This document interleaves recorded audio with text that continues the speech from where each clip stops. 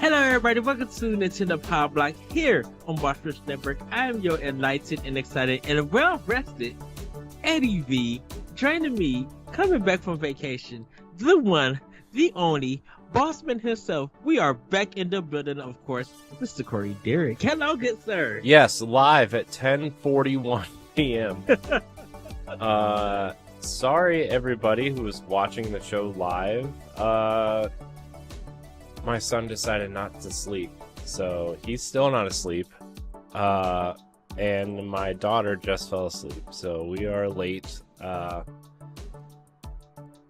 But we're here. I'm glad one of us is well rested. And how are you, Ed?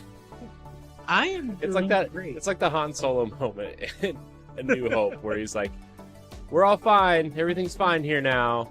Everything's fine." How are you?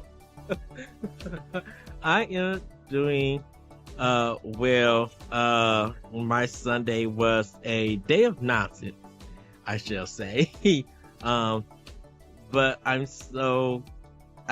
just happy to be back recording to podcasting, definitely with you. Everybody, if people missed, we did our summer break for Boss Rush, where the shows just took that week off, but we did have some content for you guys for Pow Block. So once again, thank you, Lamont, for joining us. Yeah, nice surprise. The episode. Yes. And Celeste had her interview for 1v1, so do go check that out also. And everybody, I gotta say this, Corey, because you sent me this text. Thank you all for the 60 plus views on our standard definition Teenage Mutant Ninja Turtles movie review. The first day, right? Because it went up today. So yeah, it's cool. It's funny because, so we'll get to it in housekeeping in a minute, but we've actually been playing around with the idea of actually like either canceling standard definition or like taking it down to twice a week or twice a month, or alternating it with some other shows that we are kind of bringing to the forefront, like Talk the Walk and stuff. So like, yes. Gosh, stop playing with my heart, guys. Like, standard definition was like a passion project for me specifically, and I thought it would be cool to integrate into Boss Rush somehow, and like, it didn't really take off the way we wanted it to, right? And we've been doing too many. I think the idea is there for standard def. It's just we didn't really execute it well. So, but to see Ninja Turtles get that many views on YouTube is just like, I don't know, it makes me happy. But I feel like anytime you and I, or a combination of us, right, with the old movie commentaries we did, or, yes, I mean, besides the stuff that I shot at PAX for when we were doing Nerds Gone Rogue stuff, the Ninja Turtles commentaries were the highest viewed things we ever did. So, it's just, it's great to see people do or listen to these, and it's, I don't know. Ninja Turtles is something that's really, really close to my heart specifically, and I know Lamont's a huge fan, which is why we asked him to come on the show with us. Yeah. Because I think if there's anyone who has just as much or more knowledge about Ninja Turtles, it's him. Probably more at this point, because he's kept up with the comics and the shows and stuff, right? Where my knowledge kind of teeters at the animated movie from 2007, you know. And yeah, I watched the Michael Bay produced ones, and I think I'm a little bit higher on those movies than a lot of other people, just because I like the Ninja Turtles, and anytime we get something new, I'm always interested. But like, oh yeah, Lamont's like all in on Ninja Turtles, man. The way that, some people are on Marvel, or the way we are with Nintendo, right? Like, he's just, man. And he got the hardback of The Last Ronin, which I've had that Amazon page open like for like 3 weeks. It's on sale right now, but we just went on vacation, and I think my wife would probably murder me if I bought anything else right now, especially something that will probably just sit on my desk or something. Yes. Uh, Yeah. but yeah, it was I like Lamont. I wish he would come on more stuff, and it's probably my fault for not thinking of asking him more, right? But um, great guy, love Lamont. Big Ninja Yes. Turtles fan. I love his jacket. He has a Turtles jacket too that he showed off on Yeah. Twitter, and it's just, man. Thank you He's for the joining us, Lamont. We love you. he's the TMNT sensei, like you dubbed him. Hmm. I'm Hmm. just like, Hmm. I'm like, Yes. that's his nickname here at Boss Rush, the Yeah. TMNT sensei. Love Uh, that guy.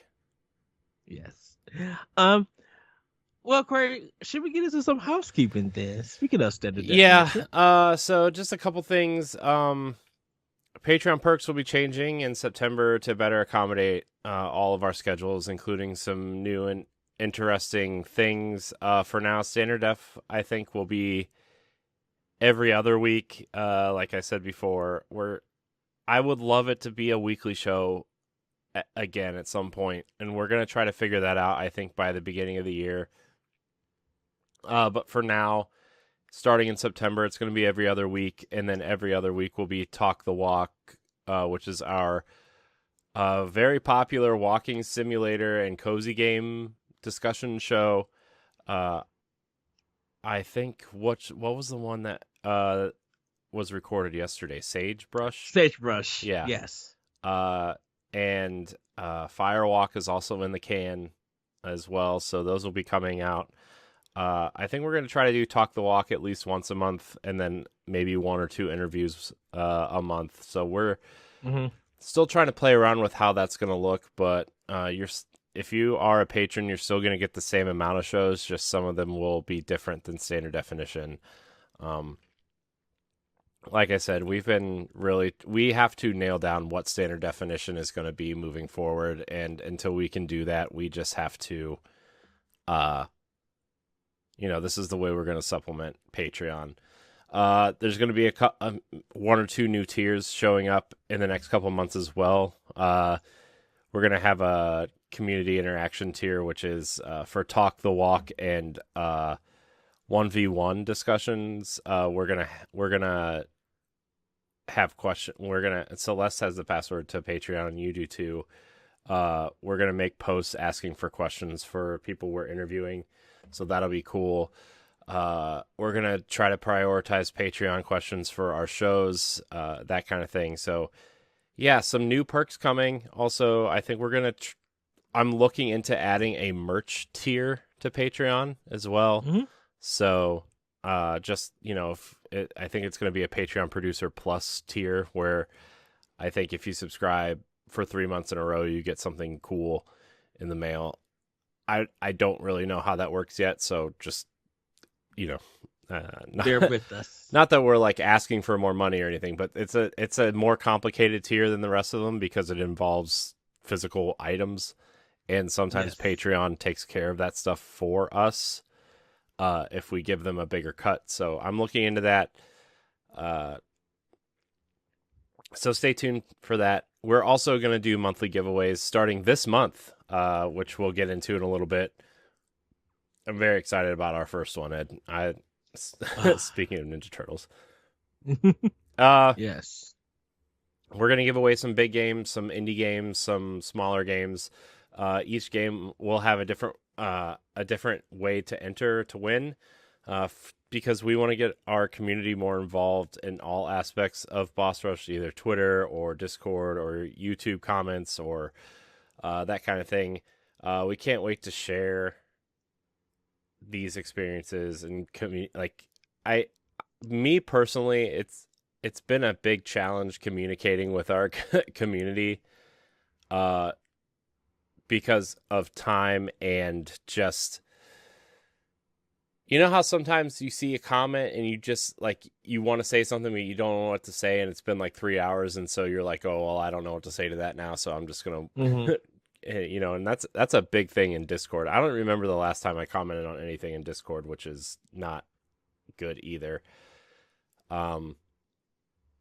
But yeah, I want to get more involved, and I want everybody else to get more involved. So this is how we're gonna try to uh, have some interaction. So yeah, let's see. Is there Yes. anything else housekeeping wise? Oh, like, subscribe, share, rate, review, all that crap. Um, Well, Corey, before we get our Patreon producers, you want to talk about the giveaway since we already brought it up? yeah, I guess so. We're giving away 2 copies of Teenage Mutant Ninja Turtles: The Cowabunga Collection. Uh, Yes. Digital copies for North American. They're going to be North American codes. So here are the rules: 2 digital North American codes of Teenage Mutant Ninja Turtles: The Cowabunga Collection. The rules are simple. We want you to leave us a 5-star rating on Apple Podcasts or Spotify.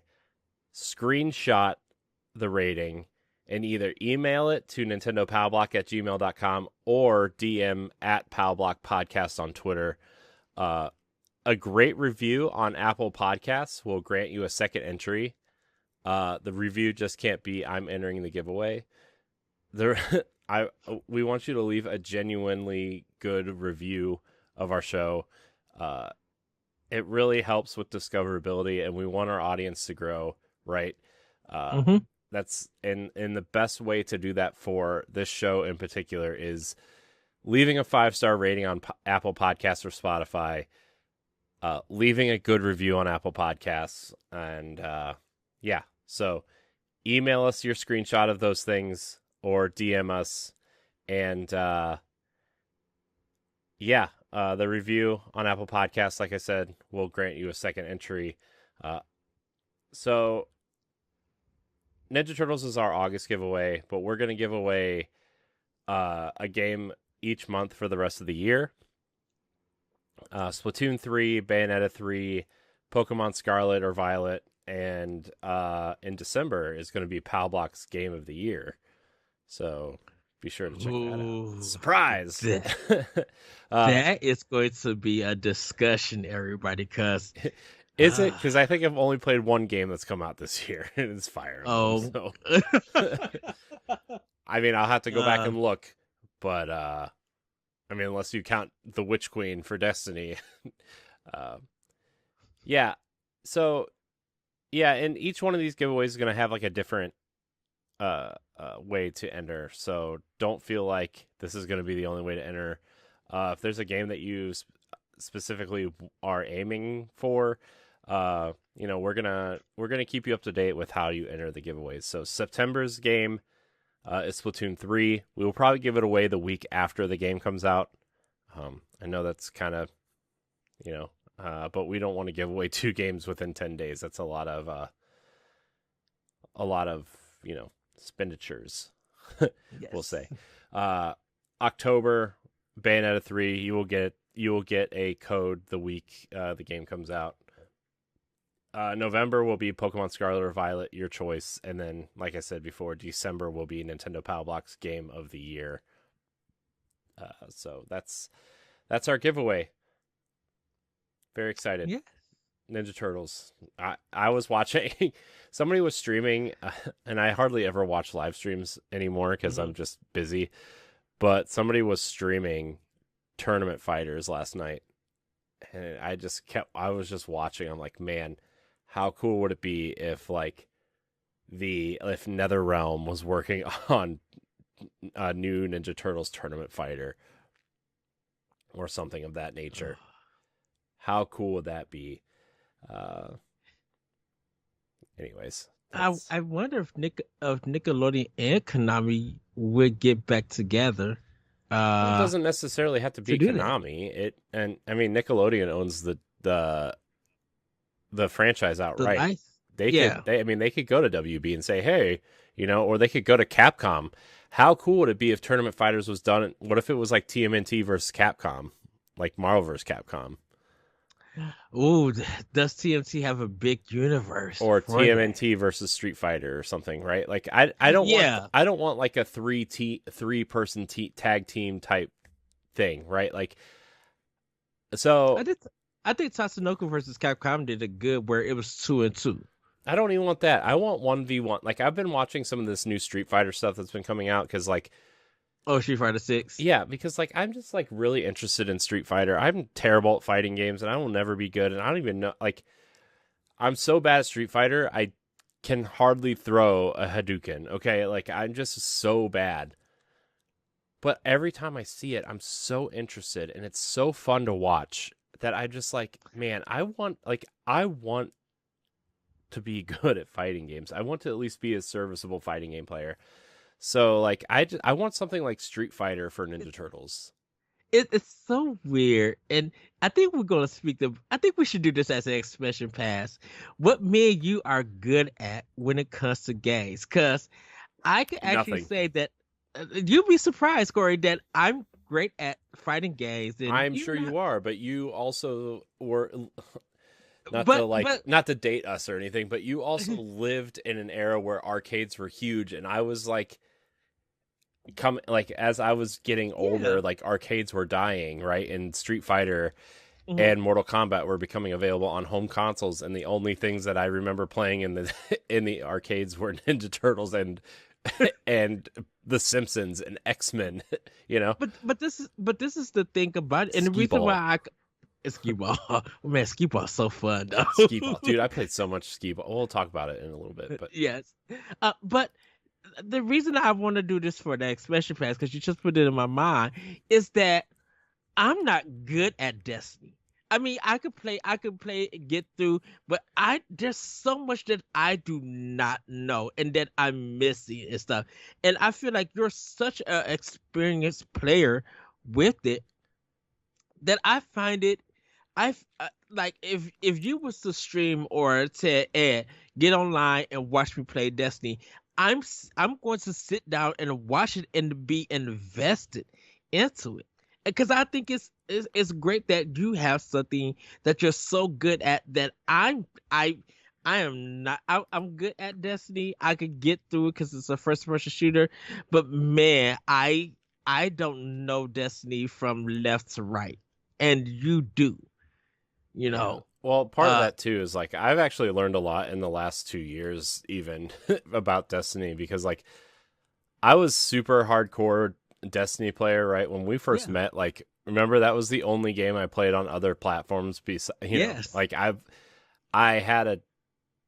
I mean, when we met, that was the podcast I was doing was Weekly Strike, which was the Destiny podcast, and then like I wanted to do a Nintendo podcast, but none of my friends played Nintendo platforms, and I mean, again, and not to and like, Corey, thank you for coming on Optional Opinion and having that discussion about Destiny with me because I did that journal for Destiny. Like I was playing every day, and we had that Optional Opinion discussion about you was so experienced, and I was not trying to be hateful, but I was just like, well, to be fair, I we were have talking about opinions. Destiny One way back then, right? And Destiny One Yes, was like, it was good, but like Destiny Two is like in an amazing spot right now. They yes. just promoted their seasonal narrative designer, or narrative director. Hmm. I hope I'm saying her title right, but she just got promoted to like narrative lead at Bungie, and it's because like the last two and a half years of storytelling in the seasons has been so good Yeah, that they felt she was worth the you know the title, yeah. the I forget position, what is her name. I wish like Julia or something like Julia that. Narden, yeah. Okay. uh she's the she was promoted to Destiny Universe Narrative Director. So she's in charge of all of Destiny's storytelling moving forward, which is incredible. Okay. Her and her team have been doing an amazing job telling great stories in Destiny. Like you would never think looking at, Josh and I say this all the time on the show, but you would never think a game about space wizards, using magic to fight off bug people and robots would Hmm. tell such interesting stories of like, you know, uh gay relationships and racism and fascism and like all these like we are learning about uh, uh in the story right now, we're learning about how maybe living forever is not the right way to live, right? Because like obviously Destiny, like there's a lore reason for you to revive in that game, right? Where Mhm. your ghost revives you when you die, right? And we're starting to see the complications of living longer than a normal human life, right? And that's a really it's been a really powerful story beat this season. Granted, the seasonal event and the missions haven't been the best, but the story is awesome, you know? Yeah. And so I just And I think that's why I enjoyed Destiny 2 way better than the first one because the story felt memorable with it. And everybody, of course, this is a Nintendo section. And we're going to save it for expansion pass. But you're right. I always come to you to be like, what's going on? And I think that's why when we talk about the cutscenes and stuff and what they're implying for their next chapter in the game, it's so intriguing and mhm, it's so good. And I'm just like, who thought of this? yeah. And why? I've always said because of their cutscenes, I would love to see more of Destiny. Like even if it's an animated show or even a movie and what they do, their cutscenes are phenomenal. The trailers are some of the best trailers that I have seen. Yeah, And I they know how to make cinematic gameplay. They know how to make gameplay trailers cinematic and yes. interesting. And like yeah, sometimes they don't always hit the notes that they hit in the trailer, right? But like they know how to get you excited for an expansion even if you don't play the game. Yeah. I encourage anybody to go watch like just type in Destiny 2 Witch Queen trailer or Beyond Light trailer or something. Just watch a trailer, Mhm. and Yeah. even if you aren't interested in the game at all, I guarantee you one of these trailers will get you like, oh yeah, that's cool. I don't know who these characters are or what they're doing, but it looks fun, looks cool. Was it the Beyond Light trailer that I I think it was kind of like well choreographed and action packed with it because I think they all three I mean, came together at the there's end. new trailers like every 3 weeks that are that way. So I don't know. I'm gonna be Oh, honest with you, I don't know. and and the one Destiny content creator who does like the movies breaking down the lore and stuff. Oh, my name is Um, Life. Yeah, he's yes, awesome. watch his work. Phenomenal. I don't know why he's not hired by Bungie at this point in time. His Probably because he's work making is more off of his YouTube lore videos than he would at oh Bungie. No offense to anybody who works in the lower he tier of Bungie, but I'm sure he's he making more money. he is phenomenal. His work is amazing. Like dude, they're like our movies. Like you could sit down and be like, Yeah. what in the world? Like the Well, time and effort that you put into this. every time a new expansion comes out, like 3 weeks before an expansion, he puts out uh the story so far in Destiny, and he'll Hmm. just add a section to it, right? Where like it started as a 2 hour video, and now I think it's like 4.5 hours as of the Witch Queen. So like it gives you like an overview of the lore and the story, like even the story of like before your guardian wakes up. It's just incredible. So sorry everybody, I didn't mean to like talk about Yes, if you guys Destiny. want to know more, check out Tower Casual. Shout out to you and Josh and all the people in the community for Tower's Casual. If you want to learn more, I just had to. That's a great exhibition pass to have to see what we're good at and what we're not good at, and Yeah. vice versa. So, Yeah, uh, I you know, other than Nintendo, I think Destiny, like more than even just like a Xbox, being an Xbox or a PlayStation fan, like I'm a mhm, like Destiny is up there with Nintendo at this point. Where like I would argue, like I feel like everybody at this point somewhere has their forever game, right? Whether it's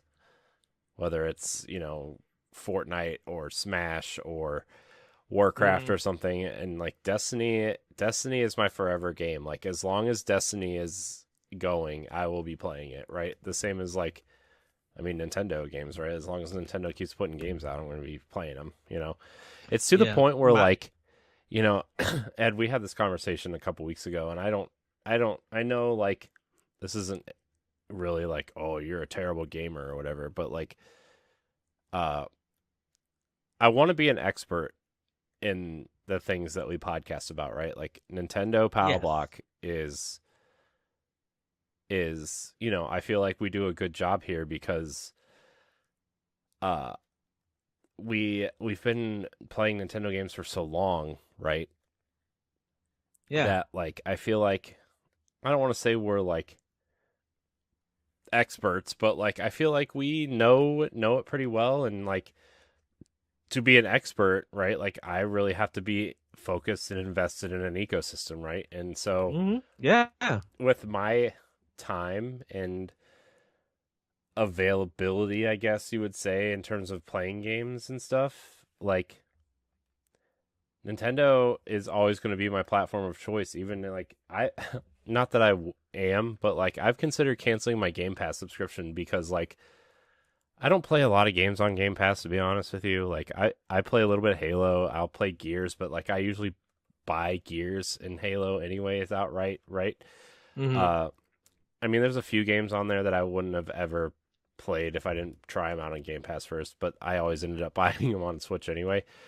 Uh, but like in order to be an expert, and I heard this on another podcast where like, I feel like somebody needs to be the expert in one platform, and it works better when there's three people on the show. But like if someone is an expert in, let's say if I only played on Nintendo Switch, right? Yes. Let's say you dabble in other platforms, but you play on Switch, but you dabble in other platforms, and then we just had someone who straight up played on other platforms and dabbled in Nintendo Switch. I feel like that's a great, well-rounded show, right? Uh, and again, we don't have a third person on the show, but I'm just saying that as an example.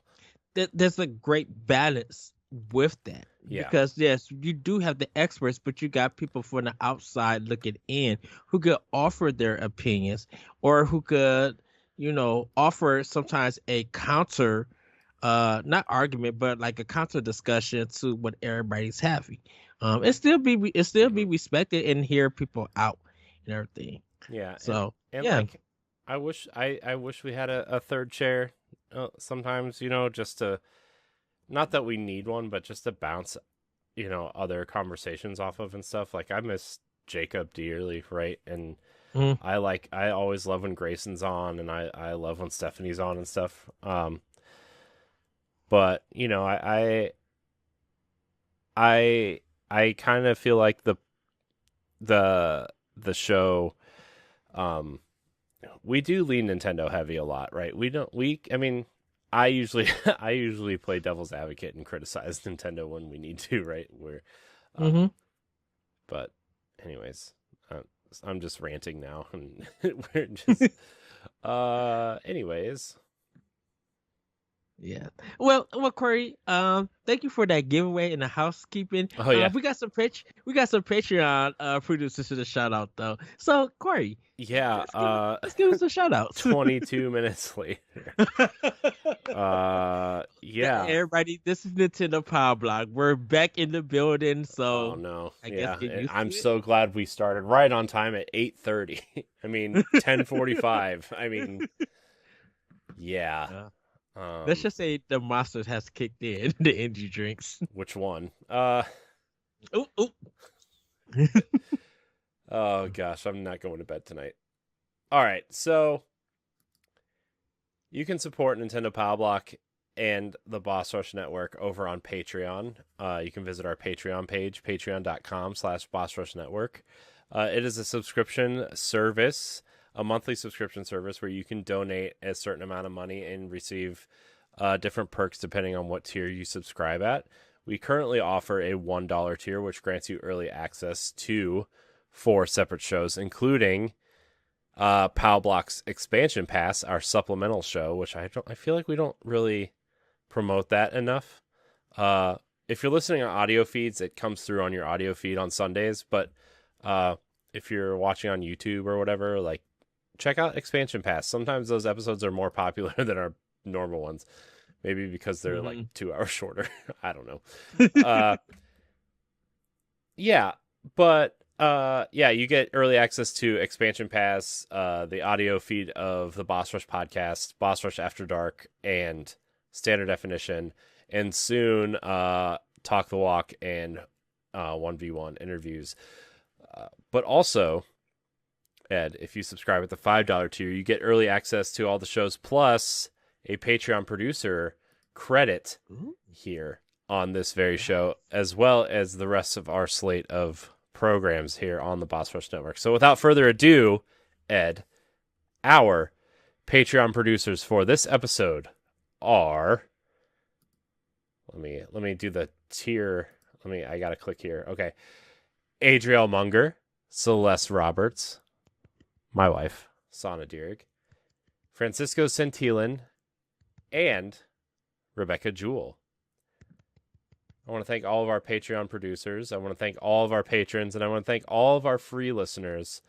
Remember, if you don't subscribe to Patreon and you listen on Apple Podcasts or Spotify, please leave us a 5-star rating and review. It really helps. It takes 30 seconds to leave a 5-star rating. So if you could do that for us, we really appreciate it. Also, that grants you an entry into the giveaway. So if you email it or DM it to us, so yeah, get on that, everybody. So yeah, patreon.com/Boss Rush Network. We really appreciate your support, and new tiers coming soon, including a $3 community interaction tier, and hopefully a producer plus tier, which will grant you some merch. So yes. So everybody, Corey. Yeah. Are you ready? No. You gotta get ready. What am I ready for? I don't like You know what time. You know what time it is. Oh no. Everybody, it's time for Nintendo. Who should start? Do you want to go first, or do you want me to go first? Well, this morning for breakfast, I had egg whites and turkey salad. I did have 2 cookies tonight because I needed some sugar because we started so late. I'm trying again after this vacation was kind of like a reset for like a diet type thing because I am just fat. So on vacation, Ed, let me paint you a picture here. So when I went on vacation, 20 minutes into the vacation, dude, our air conditioner went out. And I think it went out before then. It was just cool outside, so it didn't feel as terrible. Mm-hmm. Oh my gosh, dude, it was so hot. And we got it fixed when we got there, but we had to get it charged, and then it overcharged, and our computer system needed to reset in the car, and it was blowing out hot air, and we had to stop a lot because it was getting hot, and my kids threw up, and we were really scared, they were overheating and stuff. So we stopped at a Target and got fans for them, and it was we were sweating. It was 90 degrees outside, and when we opened the door, it was cooler outside than it was in the car. It was that bad, and we were so scared. We were so scared for the kids. But we got it fixed when we got there. But when we got there, Ed, so the first night we just got pizza and fries, and we went to Rehoboth Beach in Delaware, it was really nice. It might be a permanent vacation spot for us in the summer. It was so nice. But we got pizza the first night, and it was pretty good. But the real star of the show, Ed, first of all, I have 5 things to talk about in Snacktendo, Ed. It's all in your hands, boss. Yeah, and I'll post pictures in the Snacktendo channel on Discord. Join our Discord. Join the Boss Rush Network Discord. Yes. Just it's available. I don't know. You find us. We tweet about it all the time. Go find it. The first thing, Ed, I had 2 sets of blackened shrimp tacos. So My only gripe with these is that they were like $18 and $20, and I only got two. I wish I would have I wish they would have given me three, right? Yes. But only got two. Um, so yeah, they were blackened shrimp with some spicy coleslaw and some cheese, and then some chipotle drizzle on top. Ed, let me tell you, the Mm. chipotle drizzle was so good. Uh, and yes, those they were in like these kind of grilled tortillas, really, really, really delicious, so flavorful. Uh, Also, we had like fries like 10 times on this vacation. Like if I eat another french fry, it's going to be too soon. I'm just like, "Oh my gosh, I'm so tired of french fries." But they were good, but uh so those were good. I had two different sets from two separate places. I think the first set was better, to be honest, but they were Mhm. both so good. I really love blackened Cajun shrimp, and when you put it on a taco, Ed, you put that on a taco with some spicy drizzle. I'm a sucker for it. Okay. Uh, we had pizza like three times. I texted you about the pizza too. I'm like, Ed, if I eat another piece of pizza, I'm gonna just throw up. Well, the funny thing about it is that you told us there was like five pizza place in your area that you Mm-hmm. would stay. Mm-hmm. Yeah, and we had pizza from three of them. Uh, I mean, the pizza was I, really good. It had like that really good dry, thinner crust. Not thin crust, but just like mhm. not a lot of bread, which I like. Like I like a thinner crust, like New York style pizza. Yeah, It was definitely way closer to New York style pizza than like Domino's or something, right? kind of like Jack's, but if it had a little bit more. Never heard of Jack's. You know what? I've never heard of Jack's. I don't know what you're talking about. Jack's Pizza? You never heard of it? No. The one that you throw in the oven? Oh, well, I'm surprised. I Oh, we thought you don't do did. oven baked pizza here. The only oven baked pizza we do is from Aldi. Okay, Mama Oh, Cozy, Mama Cozy's all the way. Mama Cozy's 4 cheese pizza with some mhm. sprinkle some Parmesan on it when it comes out, so it's 5 cheese. So good, highly recommended. $7 4 cheese pizza at Aldi. Takes 12 minutes in the oven. Delicious, Okay. delicious. Also, their supreme pizza, delicious. Yeah, that Supreme is hot. When you told me about it, I went and got one. I'm like, ooh, this is good. This is Yeah, good. yeah. I'm telling Yeah. you, man. I'm telling you. Uh, and then what else was that? Oh, so we found this really great kind of like Greek I don't think it was like all Greek, but Hmm. it was like shawarma and gyros and or euros, whatever. That kind of stuff. I guess Mediterranean would be the correct term. Uh Yeah. we were looking at the menu, dude, and I was like, well, I could do some shawarma. I didn't really want a gyro. Uh and my wife's like, look, look, look, look. I'm like, what? She's like, look at this. They had gyro quesadillas, Ed. Let me Uh, paint you a picture of this, okay? oh, So no, before you get on, everybody, I didn't know this was a possibility of this even happening. look, I didn't know it was either until I saw it on the menu. I'm like, this can't be real, dude. Okay, let me paint you a picture. Okay, Go ahead. the seasoned lamb meat inside, Oh. Cajun lamb meat inside. Okay, Wait, diced what? what? Yeah, in the quesadilla, I n- gyro never meat. heard of it. Yeah, gyro meat, seasoned gyro meat in the quesadilla, right? Diced onions and tomatoes inside. Okay, okay. I could do without tomatoes, but it was fine. Melted feta cheese inside. Hmm. Okay, in a gyro pita grilled with Cajun and seasoning salt, grilled in seasoning and Cajun seasoning, like buttered, Okay. like buttered and grilled and the Mm-hmm. wrap was in the seasoning, and dude, so good. It was so good, and it came with tzatziki sauce to dip it in. Oh, tzatziki sauce is the It's a best. bomb. It's literally the bomb.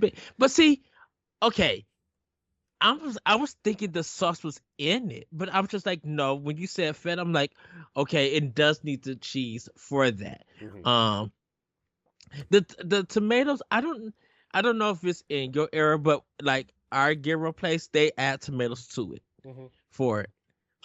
When Ours we does eat too. it. Okay, so maybe that was part of it. I know the onions definitely have to be in it.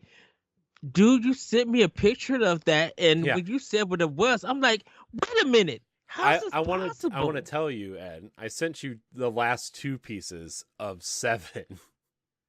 Wait, what? Yeah, like they chopped it up, like they rolled it up. It was more like a chopped up burrito, I would say, style Uh-huh. thing. But like, yeah, dude, there's 7 pieces, and I bet, and like the first, like you obviously eat the end of it first, right? And I picked up the end. And I was Yes. like, okay, this is pretty good, but the seasoning didn't hit the bread, like the wrap, until the second piece, and I'm like, oh my gosh, man, it was so good. It was How so quickly did it? How quickly did it disappear? Oh, dude, I was like shoving it in my mouth. I'm like, oh, I promised Ed I would send him food pics. Let me send him the last 2 bites of this thing. And then you sent it, and then just because it looks. I don't know how big it was, but it looks Oh, like it was probably like this big, I guess. I don't know. This is great okay. for audio listeners. I guess like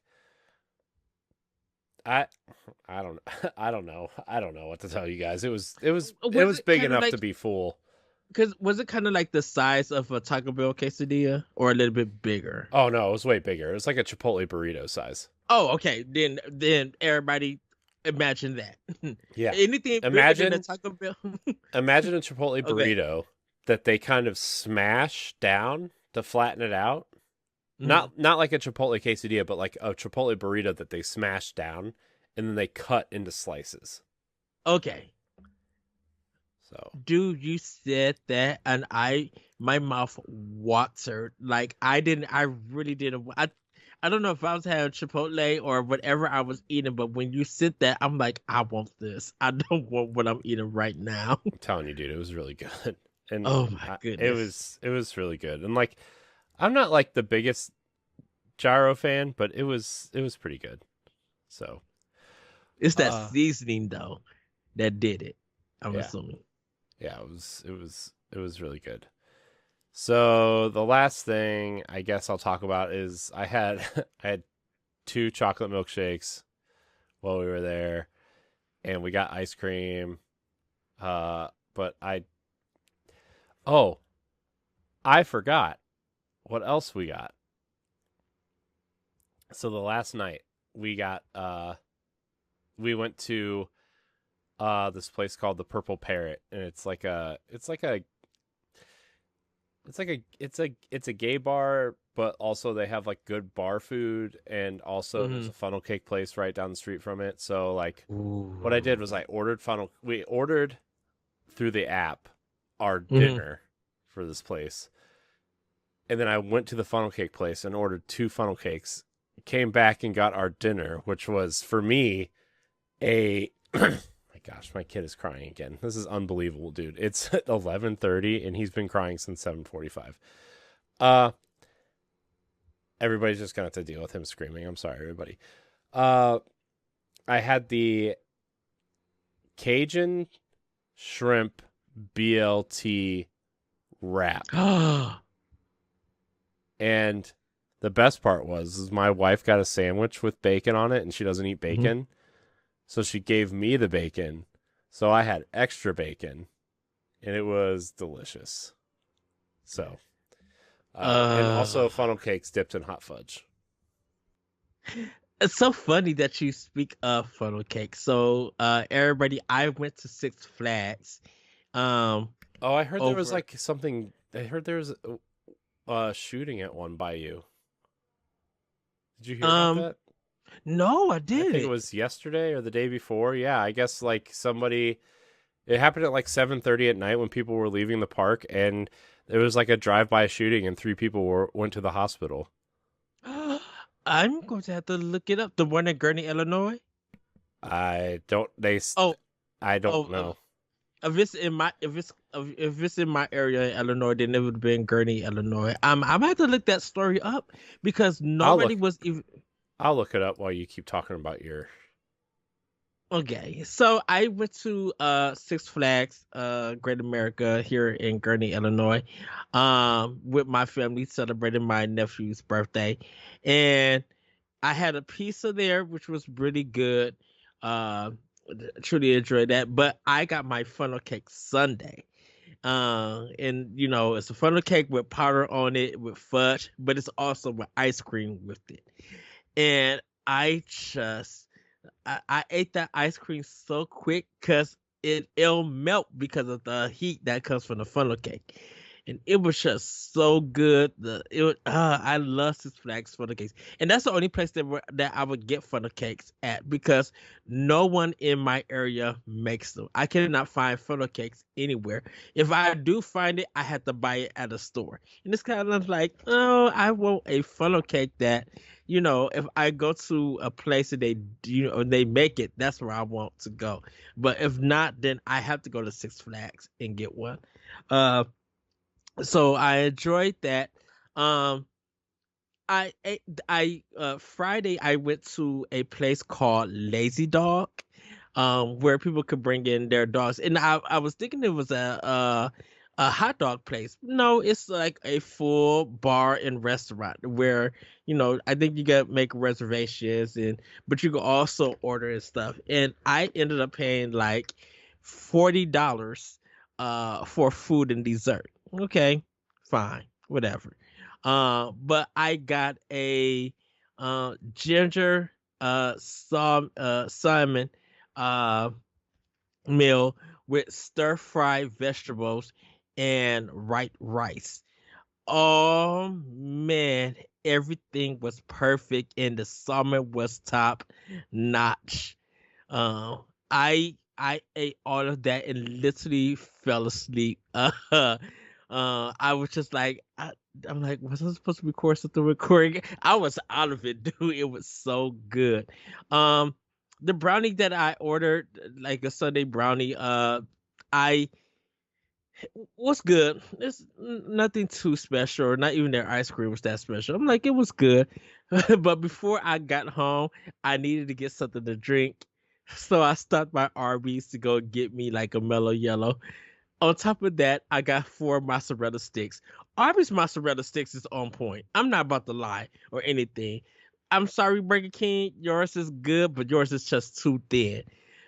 Arby's, I know it's like for the 4 pieces like 369 plus tax, but they're fat and they're gooey and they give you that good old sauce, marinara sauce. I'm just like, this is holiness right here.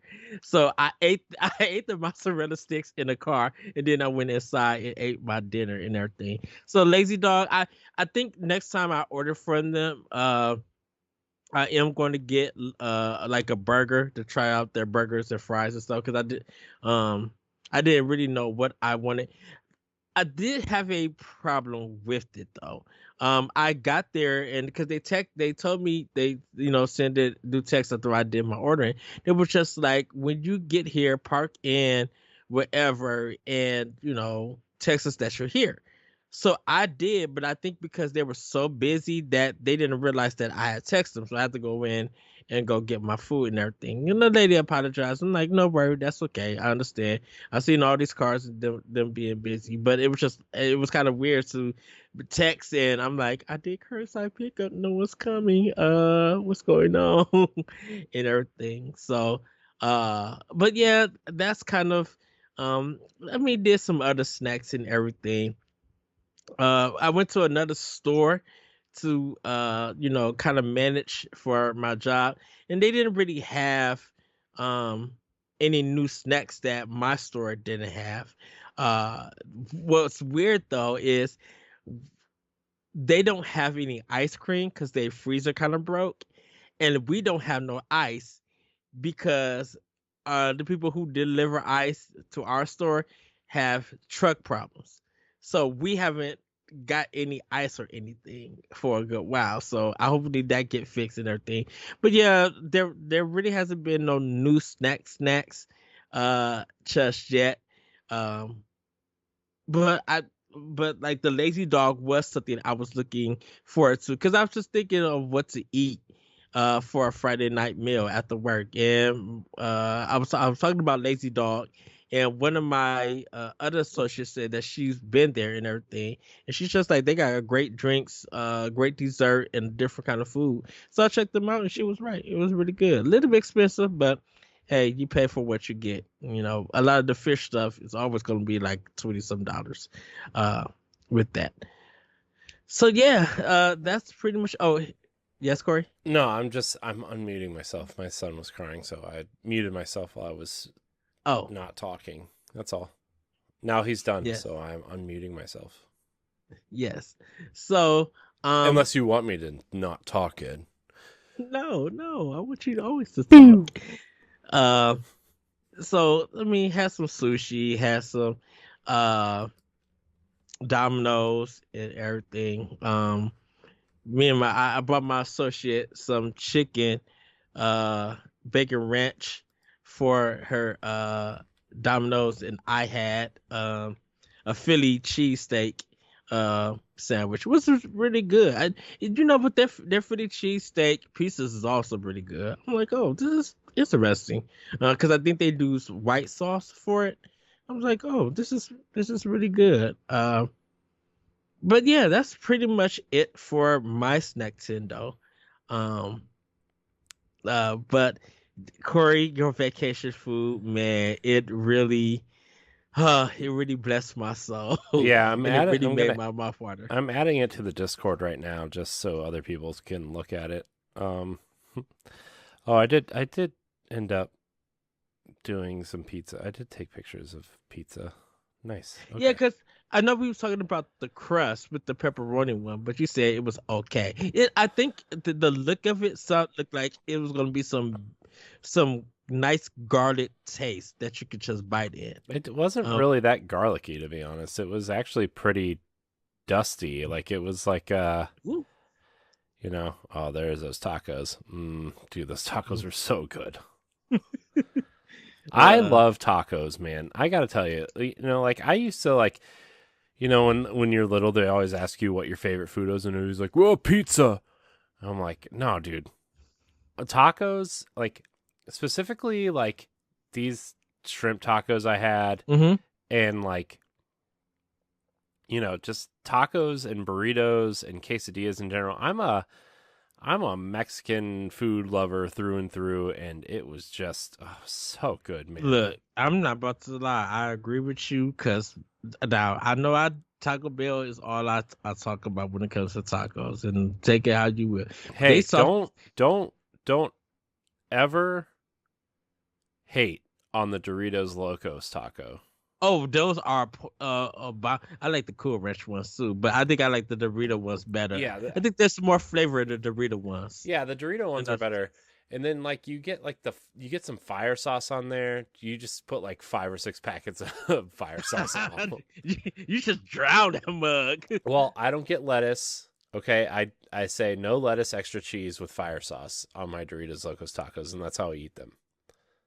I just tell them to give me everything, and I always ask for mild sauce, but never use it. Mild sauce. Corey, I am an Aries with fire. I cannot have hot sauce. Yes, you can. Just eat it on the toilet like everybody else. Not true. Now, I will say. You can't eat fire sauce, but look. Corey, I'm trying to come see you next month. You already know that I want you and me to have the same burrito. You already know I'm going to turn into Charizard. So I'm going to need a big bottle of water. You know this. Well, we'll see how that goes. But yeah, everybody, I think that's going to be it for Snack Nintendo. Because, man, we got some playing with power. Yeah. Corey? Guess what, Ed? I actually played video games like a lot. Uh, I beat Death's Door finally. I Yes. think with like a percentage of like 83 or 84%, somewhere in there. Hmm. That game is amazing. Yes. Like that game is just it's one of the greatest like I'm not like a huge indie guy, and my favorite indie game of all time is Shovel Knight right there, right? Hmm. I mean, it's up there with Shovel Knight and Axiom Verge for me. Like it is one of the best indie games I've ever played, and it's one of the best games I've ever played, period. Uh I would actually go so far to say that it's probably a top 20 game of all time for me. Um I was just impressed all the way through. The music, the characters, the story, the bosses. Uh, I like that it was short and it didn't overstay its welcome, even though it overstayed its welcome with me because it took me like 2 months to beat it because I don't have time to play games. But They do. like a normal person, like it doesn't overstay its welcome. It's just challenging enough, uh, and it never really felt like it was the game's fault when I died. It always felt like it was my fault. Because I was like, oh, I didn't dodge fast enough, or oh, I didn't anticipate this part of the pattern coming up so soon of the boss, right, or something like that, or I didn't upgrade my weapon, and so, uh, even the last boss, I don't really want to spoil it, but there's like a almost like a chase sequence in the last boss fight. Yeah. And even that was like, okay, I got to memorize the patterns. I got to, minions. Oh no, oh no, no. And like that game, if you haven't played it, you need to play it. If you are a Zelda fan, if you are a Soulsy, if you've been interested in Dark Souls at all, but want something that's a little bit a lot more tolerable in Hmm. terms of challenge, uh, if you like isometric kind of puzzle solving / action games, this game is a must play on any platform that you own. It's on everything. It's on Game Pass if you have Xbox or PC. Like, play Death's Door. It's one of the greatest games I've ever played. I know if I play Death's Door on Xbox, I'm only playing it to get the achievements. You know, Yeah, uh, but I but I mean, it's feel, also but on I Game think, Pass, so technically, if you have a Game Pass subscription, you're getting it with your subscription. So, well, yeah, but well, I already bought the physical on Switch. I think I there's just something more so enjoyable on that game on Switch, and I don't think it's the Zelda feel to it. It's just something about it just like connects to me, like, and maybe I think maybe it is the Pro controller for me playing this game. It's just like I think oh, with see, I this played it in controller, handheld mode this most of game, the time. I played it on TV. So I think it's the Pro controller for me that just made this game feel right. And it's a phenomenal game. I agree with you. Play anywhere that you can. Um, I think that's just the Pro controller, and I think that's why I want to kind of play it on Xbox with the Xbox controller to see if I get that same feel. But yeah, it's man, that's uh the even the second to last boss fight Mm, and everything. That yeah, really had, to me personally, that really had the Nintendo influence in that game. Right there was that hmm boss design, because I was just like, oh, it's kind of free roaming. You are paying attention. It kind of has the three pattern thing, but this feels like a Nintendo boss fight. mm, You know, yeah, yeah. so Man, Death's Door, it's so it's good. it's I yeah, I know I missed it when it came to Xbox, and yes, when it came to Switch, I brought it, and it took me a while to like play it, but just like you, Corey, I think it's one of those games you have to sit down and really commit to yeah, understand what that game is about. especially like the first couple of hours, right? I think you need to set Yeah, Like I did end up playing it in spurts after the first day, like the first couple sittings, right? Like I like the first like 2 nights I played it. I think I played it for like 2 or 3 hours at a time. Mm-hmm. Just like, because at first I was like, oh man, this is one of these games, right? Like I like that's what I felt like. I was like, oh no. But then I like sat down and committed. I'm like, you know what? Everybody says this game is amazing, and I know how I know how video games work. I've been playing them for 35 years. Like, movement gets faster, you get more powerful, you get new weapons, that kind of thing. Mm-hmm. So I powered through like I would say the first hour and a half I powered through, and then it just clicked, right? Yes. It just clicked. Like after that first kind of, I guess it would be like a mini boss, right? Kind of at the top of the stairs there before you meet the crow and see Death's Door for the first time, right? It's like, Mm-hmm. I get it. And then you go into like the witch's kind of the house over to the left, right? And you go into the house and you solve all the puzzles, and then you go down into her dungeon. And like once you get into like the first real dungeony style part of the game, you get it. Mm-hmm. Like it clicks with you, you get it. Um and it's just amazing. It's I don't know how many more times I can say it's one of the best games I've ever played. So play it. It's awesome. Yes. Yeah. Also on my trip, I was like, man, I still want some sort of Zelda experience. I don't want to play Skyward Sword. uh, so clarification, I don't want to play Skyward Sword in handheld mode. I want to play it on TV. But I'm like, Yes. you know what I do want to play? And I didn't finish the first time around. I got like 3 or 4 dungeons in. Is Link's Awakening. Yes. I am on the 6th dungeon. I just got to the 6th dungeon. I've been plowing through this game, and turns out when you when you have 10 days of no podcasting and 2 7-hour car rides and 2 to 3 hours a night to play games when your kids go to bed, turns out you can accomplish a lot. I've been following. I have 2 guides open, one from GameFAQs and one from Zelda Dungeon, and like the Zelda Dungeon one's kind of weird because it uses some of the screenshots from the Switch version, but it's telling you the game like you're playing the Game Boy version. Yes. So like sometimes it's like go left 2 screens, and I'm like, there's no screens, you just walk, you know.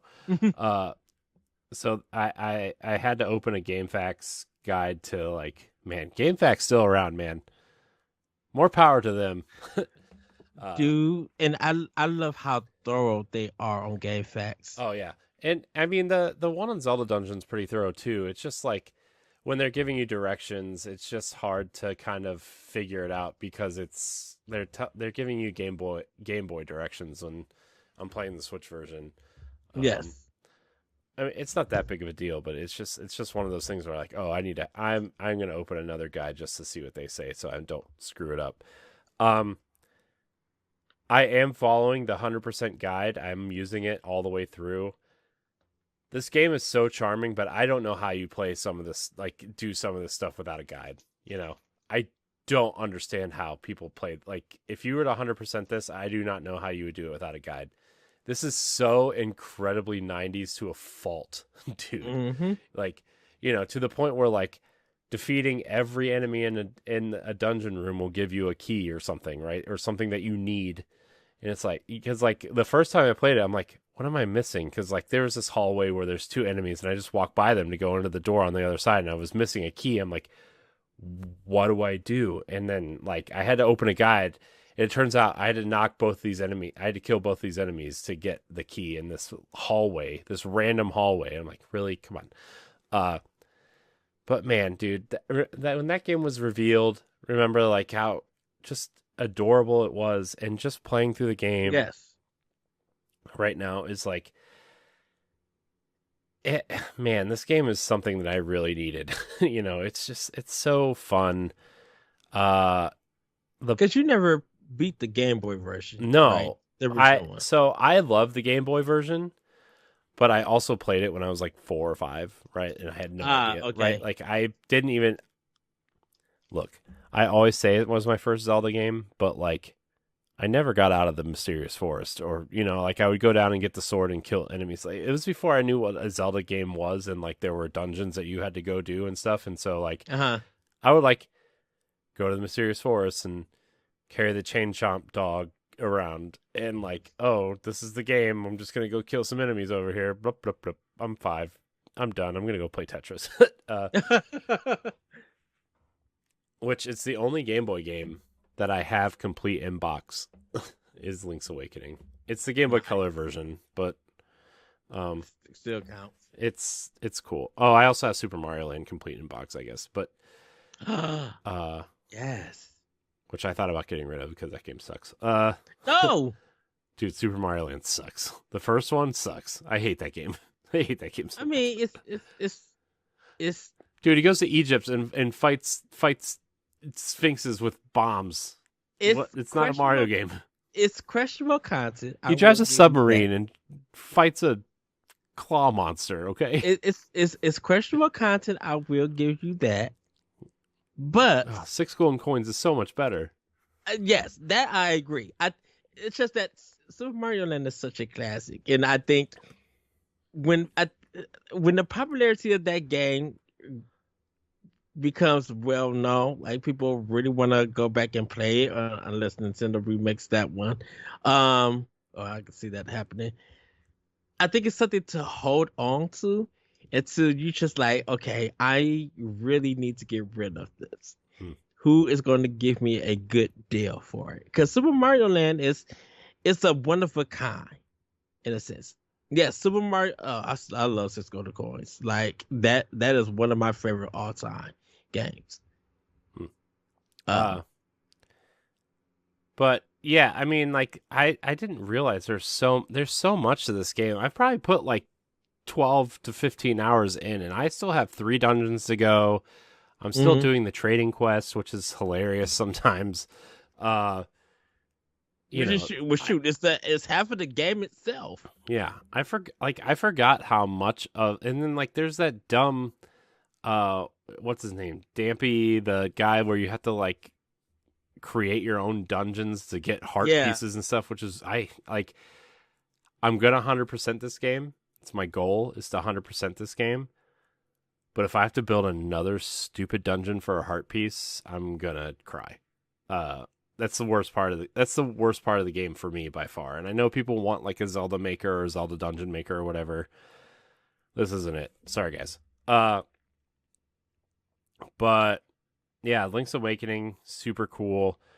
Dude, the hookshot makes everything so much better, and like the flippers and stuff. Where like I love that they changed the power ring to you just wear it when you don't have to equip it, and the flippers you don't have to equip. You can just swim now, like once you get them.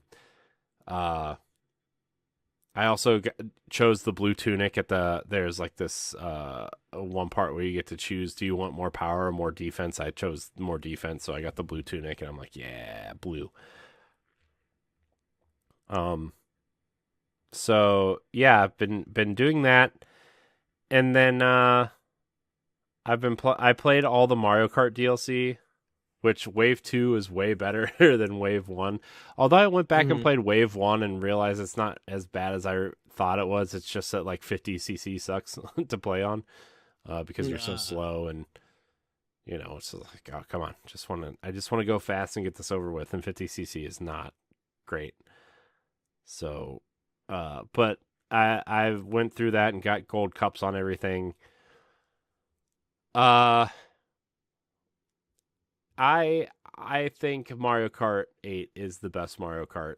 No one's ever going to convince me otherwise. I don't know what they do with Mario Kart from here, except for, you put out a product and then you do with the next Mario Kart what you're doing with Mario Kart 2, or where you have you could do a Fortnite style battle pass and get costumes and cool carts, and it's all cosmetic stuff, right? But like, you don't need 4 different versions of Mario, right? There's 4 different versions of Mario in Mario Kart 8.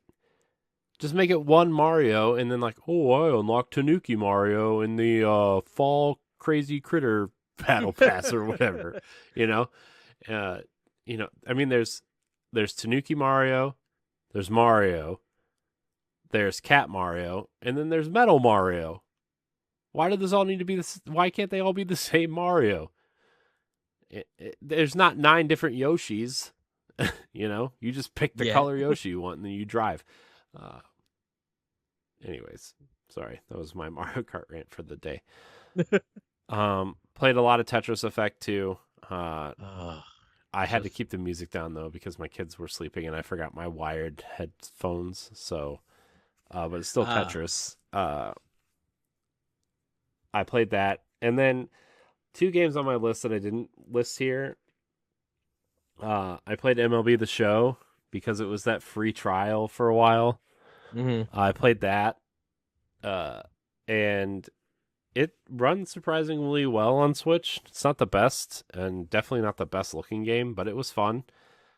I think I had my fill in the 3 or 4 games that I played on the free trial, so thanks Nintendo for letting me get my fill. And I also played NBA 2K22. Ed, I'm getting the itch to play. I want a sports game to play. Hmm. I think I'm gonna get 23 when it comes out, and it comes out the same day as Splatoon 3. And I know it's gonna be on sale like a month later, so I'm gonna wait for that. But Saying. I'm gonna get 2K23. I think I'm itching for a sports game, and Madden is terrible, and it's not on Switch. So The 2K, Madden you're the reviews winner. haven't dropped. Madden reviews haven't dropped yet, right? I have no idea. Dude, I stopped paying attention to Madden a long time ago. Because I know it's supposed to come out this week. Yeah. Um, Yeah. I think well they showed some gameplay. They had some gameplay stuff today. They showed some of that off. I think the embargo is on Wednesday for Madden. okay. Uh but yeah, I I mean have to. that's kind of that's what I played. I played a little bit of Tony Hawk 1 and 2 also. The Switch version is cool. But I didn't play enough to like really talk about it. Uh, But Tony Hawk's I, great. I love it. I'm so like man, I know we're super off topic, but like it's amazing that like when people put a little bit of work into these third party games. I know we talked about this. We had a whole expansion pass about it, but like mhm. Tony Hawk's Pro Skater is so good. Like they put so much work into into the Switch port. Like I got to give it to Activision really in Mhm. their Switch ports of these games. Like Spyro is great, Crash is great. Tony Hawk's Pro Skater is great. Crash Team Racing is great. Like all of the games that Activision has put on the Switch have been top notch ports. And I know we criticize Activision a lot on this show sometimes, especially like with what's going on. But like Overwatch is good, and Diablo is killing it. Like Activision Blizzard games on the Switch are awesome. Like they're so fun. I, yes, and I think when we had a discussion on our expansion pass about selected third party and stuff, and yeah, I was getting on Activision because it was just like it's great that you announce these games for Switch, but why do our version get delayed? Why are we still getting these versions late? Is it Well, and it's because the Switch is hard to port down to. I mean, mhm. I don't want to have this discussion again because we have a Oh lot no to get no through. But like, yes. it's just like I understand, and I know a lot of Switch fans have a hard time understanding that like game development is hard, and the Switch runs on technically mobile hardware, and you're trying to port it down and make it work on this, everything's developed for the x86 architecture of the Xbox and the PlayStation, and like super powered RAM and whatever else, all these other technical words that I don't really understand because I'm an invalid and I don't understand any of these words. Uh, but you're pointing down to a console that's like hardly an Xbox One base, at its best. And I don't know, man. I'm just impressed with a lot of these games. And Hmm. I mean, Sega does a lot of great work too, but like I'm talking about like Western developers. I re-downloaded Doom because I think I want to play through. I want to at least do some videos for the YouTube channel to try to draw some attention to it, to the YouTube channel. And I just want to play some of these third-party games and highlight some of the best ones. And I think Activision and Bethesda are the best third parties on the Switch. you know, there's so many great games, and I don't know. I'm not one of these people that needs to play Doom at 8K and 120 frames a Yeah. second and fry my entire system. Right? I don't know. There's something about these games that are just novel and fun and impressive, and it's fun to see them on on this console. Is all. Yeah. Sorry about my Yeah. other rant. No. Too many No. rants today. No, I think with me with Winchester, and I won't because I want to get ready to talk about Xenoblade Chronicles 3. It's just that if I I think it's like when the games get announced in the Switch version or Nintendo version always get delayed. You know, our my thing has always been okay, if you're going to delay it, really put in some work to make sure that this version is good enough to come out because um I don't feel like we get the fair treatment with some of the games, Hmm. even when that happened on like Wii U. And we just hope that we get the fair treatment on Switch. So if it's going to be delayed or it's going to come out a year later, whether you're downporting or building it up, like make sure that you really are putting in some work for this. Yeah. Uh because that's just only fair to the people who are willing to buy the game on that platform, you know. Hmm. So uh but that's cool. Now Xenoblade Chronicles 3, it's been the hotness for ever since the game was released. I know. I want to play it, but I have like a list of games that I want to finish before Oh, I play Xenoblade. completely understand. The game outside of the soundtrack, because we all been talking about the soundtrack and everything, this story is probably one of the best cinematic driven stories that Nintendo has ever had. Like Monolith Soft, we know they do great games. Like I'm not going to deny that. The twists and turns that this game have, even with the side quests, you be like, oh wow, you get to learn more about the colonies that you visit, the people that you interact, um, the seventh character that you come across that would join your party, the way that you're learning their abilities and stuff. And the cutscenes do yes, there are some 35-45 minute cutscenes for this game. It's a JRPG. Get used to it. It happens in some of other action games, so just get used to it. You literally, when you watch one of the cutscenes and you put the controller down, you're putting it down because you're invested in the story. Like this game, I before you even get to some of the next chapters, the side quests is what really make this game, and it's easier to obtain those side quests and everything to do.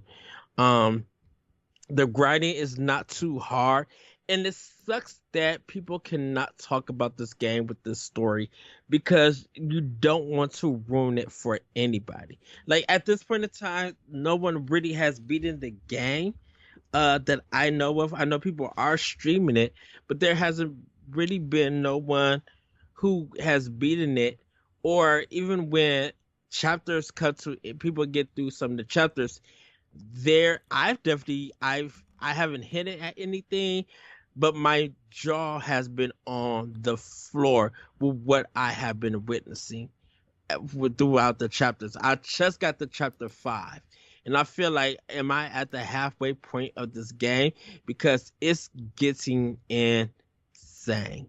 Um, and so, Xenoblade Chronicles 3, I gotta say, it really earns its spot for Game of the Year. And the classes that you learn, I think a lot of people are switching up. I've been switching up the classes for a lot of my characters, and I think I have got it to a point where if I progress to the main story, I'm gonna switch everybody back to their regular classes. But if I'm doing side quests, I'm gonna switch. I'm gonna use different classes for my characters so they could build that class up and everything. And there's so many side quests that, man, it's really just intriguing on how big these worlds are in film, and it looks beautiful. Like the game runs great. There's not I didn't really have that much slowdown or anything. Um, but yeah, Xenoblade Chronicles 3, if you are into big JRPGs, or you want to know what the big game is at this point time and moment, it is Xenoblade Chronicles 3, because people are still playing and posting some videos of it, but they're still talking about it and everything. Um yeah, so then with that being said, played some to break up my time with Xenoblade. I've been playing the Aliens Fire Team Elite on Xbox so that I could just like get my characters up. And I've been playing like on a harder difficulty and everything. Which is fine. Nothing too challenging that I haven't played with that or anything. But it's really just like those two games that I played. Because I know like you had a lot to play, Corey. So I kind of just like fell back on games to play, and Xenoblade Chronicles 3 has been like hooking me. Yeah, Uh, I mean, with it's something that we've been both been looking forward to, and I still am. I wish we had more Xenoblade coverage on this show because it's a big yeah, game. It's a wonderful looking game from everything from like everybody who's been playing it on Twitter and stuff has been just talking about it nonstop, and I wish I was playing it. I want to finish. I want to finish Link's Awakening. I want to finish Fire Emblem Warriors, and I finished Death's Door, so that's a check mark off my list. And yeah, and then I want to beat Metroid Dread, and then I'll get into Xenoblade. mm-hmm. So because like I'm gonna beat Link's Awakening, I'm gonna finish Metroid, and then I'm gonna play Fire Emblem, and then I'll play Xenoblade. Not that I'm not like looking forward to Splatoon 3. It's just not like it's not one of the games that I'm like super looking forward to. You know? I Yes, mean, I'll play it because it looks cool, but it's not like I've got to get it day one, even though I will. But you know what I mean. same. You know what I'm saying. Yes. I will say, so everybody, the Deal Field Chronicle demo, I have not tried yet. I do have Everybody it. says it sucks. Everybody says it's so boring and just obtuse and not enough of what it's trying to do. For the I'm demo. Oh, yeah. and I mean the demo is substantial. I heard it's like a 4 to 5 hour demo. Mm-hmm. So you like, oh, okay, yeah, I'm gonna play it for 4 or 5 hours. Like you should be able to tell if you like a game after 4 or 5 hours, right? I mean, Yes. I'm assuming. I hope so. And I was like, man, I was really looking forward to that game too. I'm like, man, this game looks cool. And I'm like, nah. I watched some stuff on it, and I didn't play the demo yet. I downloaded it, and I'm like, Yeah. man, I have so many strategy games on here already. Tactics Ogre is going to be 100 times better. Fell Seal is better. Like Fire Emblem's better. Triangle Strategy, I'm sure, is better. I just like, I don't know, man. I don't know. It's a cool looking experiment because it's like a mix of real time and real time strategy with like, traditional strategy RPG. But like, I don't know, man. I don't know. I want it. I don't know. I think it's gonna be one of the games that people still buy on Switch and Yeah, they're just gonna make buy it it part because of it their matches the backbone. box art of Bravely Default and Triangle Strategy and Octopath. It Oh has like yeah. the font and everything, just the cool art. Like the box art is cool though. Like all those games have really cool box art. You know, Yes. I think they're all done by the same person actually. But like, I don't know. I mean, I was excited for Triangle Strategy too, and it just didn't do it for me. I wanted it to. I really did, and maybe I'll give it another shot later down the road. But like, there's too much talking. I just wanted to play, like it was one of those things where like when there's a lot of talking in games, it kind of turns me off at this point because like I don't have a lot of time and I don't want to spend 30 minutes of my hour to myself listening to people talk. I just want to do the thing. Yeah. I understand. I do understand. Uh, well, everybody, that's what I've been playing. I'll probably have more to talk about. With Xenoblade Chronicles 3. I probably would jump in. I'll probably talk about more of the first chapter and everything. But Corey, we got some things to show and tell. Well, actually, you do. Uh, I so, do. uh, what do you have for us? So I have a couple more physical games. I got Darksiders 3, another hidden gem I feel like on any platform. Switch. I Although will say, I heard the Switch version isn't very good, but we'll see. I I think you probably got a rare version because I cannot find that game on Switch anywhere. Dude, it's like $15 on Amazon. I'm talking well, Friday Amazon then I it's the know that only you one. have a big problem with Amazon because they don't always give you your things, but anyways, I got Metroid Dread as well physically. But Ed, Yeah. the big thing I got Ed this week. Hold on. Before you get to that, I thought you had Metroid Dread. Is did you buy it digitally and now physically? Yeah, Oh, okay. yeah. I thought you bought it physically Spoilers, Ed. first. All the games I have physically, I also have digitally. I know that Ah, sounds gotcha. insane. And guess what? It is. But I do have it digitally and physically. I just like Yes. the way the boxes line up on the shelf. They just look really cool. But I hate opening the stupid cartridge slot on the Switch, especially the OLED because it gets stuck. Yeah. So, anyways, Ed, the big thing I got this week was the Smash Pad adapter for Switch, the GameCube adapter. Uh, Yes. because turns out these things are really hard to find, and so I got one, an official one. It says Nintendo right on the thing. See everybody, Nintendo. Ooh. I think it's upside down on the camera, but that's okay. You get the point. Uh, Yes. Now finding the controllers, on the other hand, I have 4 GameCube controllers, but they're 20 years old at this point, you know, except for my white one, which is I got it for my Wii U when that Smash adapter came out. Mm-hmm. I have a white GameCube controller. Now there is a difference, right? The GameCube ones say GameCube on them, and the Smash pads don't say GameCube on them. They have the Smash logo in the middle. Just want to Yes. clarify. I do not have any Smash pads. I have a white GameCube controller, and it is cool. It's so cool. I didn't even know they existed. I have one, Yes. but I'm gonna find some. You can import them.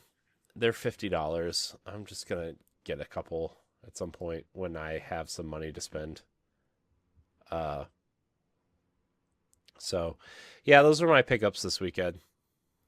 Super fun. Yes. Super fun. Bow, bow, bow. All right, Corey.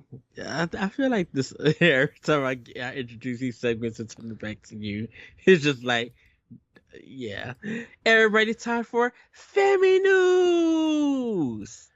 Yeah, so Corey, take it away. we're just gonna kind of go through these and just kind of, I don't know, not blow through them, but we have a lot of questions that we want to get to. Maybe we'll save some questions for an expansion pass later down the road. I don't know.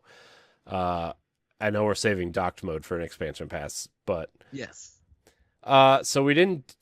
Of course, Nintendo dropped a direct during summer vacation, Boss Rush summer vacation. So last week, Nintendo gave us a deep dive into Splatoon 3 and its own game-specific Nintendo Direct. The Direct showed off returning modes and levels that, as well as a new 3-team Turf Wars mode, cool new weapons and abilities, special weapons like the Reef Slider, which is that exploding shark, which is super cool, and like that weird refrigerator that pops out energy drinks that you can drink that increases your Yeah. speed or your strength or whatever. And a cool new photo mode. New amiibo were also shown off, including a yellow inkling, a purple octoling, and a small fry riding a wave. I think it's a 3-pack this time around. I don't know if they're going to do them individually. I want the yellow inkling really bad. Yeah. Like that pose and that, super cool. There also seems to be some sort of experience system that goes beyond a player level, allowing for more customization for players. Splatoon comes out on what is it? September 7th? 9th. September 9th? Yeah. It looks cool. I mean, it kind of looks like more of the same. I'm more interested in the campaign than the multiplayer, even though the multiplayer is always fun. Three-team Turf Wars is going to create some interesting splat fests. I sent out a tweet, and we'll probably have to get like 2 more people, but I sent out a tweet challenging Nintendo May and Nintendo Pals. Yeah, I that'd was be a just cool like, stream. yeah, like we all get together, team up and play. And I invited Grayson also. Be like, okay, Grayson, come Well, and join. Grayson's going to be on our team because, sorry, he's Yeah. going to be on our team, guys. Because I that 3 turf war, it'd be so cool to have like us get together, and definitely I think that's going to be a really big one when they do tournaments and stuff. Oh, I think yeah. that's going to be interesting, the one to watch. But all of us get together and just have a Splatfest or a turf war, trio turf war, and just see who is going to dominate, like who's going to be really good at it, and like you said, Corey, stream it and just hang out with other podcasters and really talk about Nintendo and the series and stuff. I think that would be really cool. Yeah. No, totally would be cool. They also outlined a DLC plan. They're going to be 2 years of regular support, along with probably some DLC. I was a little bit confused. Is there monetized like emotes and stuff that you can buy in this game? I saw like there's like a catalog, but I couldn't tell if it was in-game currency or like real money. It would be in-game currency because I think the last time they did anything like that, even on Splatoon 2, was like that big DLC pack, what I think was like $40 or 20 some dollars or 24. The Octolings DLC was $25, I think. 25. I think that's the only time that they had something for you to pay. They never did any kind of monetization for it. So I think if you do anything, I think it's matches that you gotta win or playing the single player. Yeah. So it's coming. Splatoon's here. It's gonna be here before we know it. Yes. You know what's not gonna be here before we know it, Ed? This one, oh goodness. I'm I so want to hear- upset. I want to hear your thoughts. When this Corey, get into the news. Just Yeah, go ahead. I'm so upset about this one, guys. I gotta be honest with you. I'm not surprised that it got delayed. I'm just this past week, Avalanche and WB Games announced that its highly anticipated Wizarding World game Hogwarts Legacy has been delayed. While the Xbox and PlayStation version received a new release date of February 10th, the Switch version is not coming on the same day, as the studio simply stated that, quote, the Nintendo Switch launch date will be revealed soon. This isn't the first time a third-party game has had a separate release date from its counterparts, though. This was one many were looking to rid the stigma. Hogwarts Legacy was announced in September of 2020 during a PlayStation State of Play, and was originally due out in 2021 before being delayed to Q4 2022 and now Q1 of 2023, along with so many other games. Dude, Q1 is just going to be a hot mess. Yeah, I'm really disappointed that Hogwarts Legacy got delayed. It was my most anticipated game this year. It's not that I'm like a huge Harry Potter fan or anything either. Like I mean, I love Harry Potter. I think it's great. My wife's a bigger fan than I am. Uh, but there's something about the world that you just kind of want to be in and explore and learn the spells and go to the school and go on adventures with your friends or not friends or fake friends or whatever is happening with this game, because I still don't really know if this is like a co-op experience or not. Uh, Mm-hmm. and the fact that it was coming to Switch, I was like, oh man, this is going to be so cool. Even if it's like not as good looking or whatever, I just, I was going to take the bullet for the team and like play it on Switch and kind of report back on it. I'm kind of like, I'm really upset that this game got delayed. So I think the thing is, I don't even think they started on a Switch version. No, they did. Stop. I don't think They so, wouldn't have announced because it if they didn't start a Switch version, Ed. that doesn't That's mean just dumb. that at this point in time that doesn't mean nothing. They could announce a game is coming to Switch, and that Switch version always get pushed back. Look at Doom Eternal. Doom Eternal was the Switch version was supposed to drop with PlayStation and Xbox, and they delayed that game till the original version was finished, and then the one porting company, not Bluepoint, the one porting company came in after that game was finished and had to use the next 6 to 8 months getting that game together to port to the Nintendo Switch. Well, yeah, it's a huge game. Right, but the Switch version was announced, and that game was supposed to drop with the other two, and the Switch version got delayed so they could finish the Xbox and PlayStation version before they even started any work on that game. That's not true. Panic Button was working on other projects, and they got overwhelmed, and they needed time, which was fine because it was cheap when I got it with all the DLC. It was $23, and it's great. Of course. Yeah, but the thing about it was the fact that they said that the game was going to be released with the other two until the delay hit. I mean, that was their intention, and I believe that was their intention until Panic Button was a hot commodity. They did like 3 or 4 projects.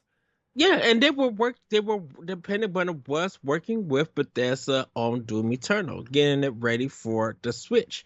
The thing about it is that when that delay hit for all 3 platforms, Nintendo got the end of the stick that it was going to be a longer delay. So it really felt like they was really pushing to finish and polish the Xbox and PlayStation version, and Nintendo was just going to have to take the hit for it being delayed instead of all of 3 getting polished. That's fine. I don't know why that's such a big deal. Because I feel like that's the same thing that's happening with Hogwarts Legacy. Is that this game is definitely going to be catering to Xbox and PlayStation, and I feel like because those are the easier platforms to develop for. But it's not a secret. But my thing is that why can't, if this game is going to get delayed, push all 3 versions back? Why do they need to push them all back? Because it's the same thing. It just feels like the Nintendo version always get the end of the stick instead of being fairly treated like the other games. Would you rather come out with the other ones and be bad, and then everybody's like, "Oh, why do they even bother?" No, yes. I don't care. No, yes. Why? That's terrible. Because the thing That's about an it awful is, way to look at this, because then you're well, never going to get third-party games on the Switch but the ever. thing, but the thing about it is that if you're going to announce this version for Switch with the other platforms, and if you're going to announce the game with the other platforms, Nintendo shouldn't get the end of the Switch. If Nintendo gets delayed, everything needs to be delayed, in No, my opinion. well, I Because the thing strongly about disagree with you. because what happens if your game still comes out as being and it's bad or it's not patched? I would rather you make sure that the bugs and everything is good to go, so that when all three platform versions come out, if people want to get the Xbox or PlayStation or even the Switch version, that most of that stuff is handled and everything. Don't wait to put the game out.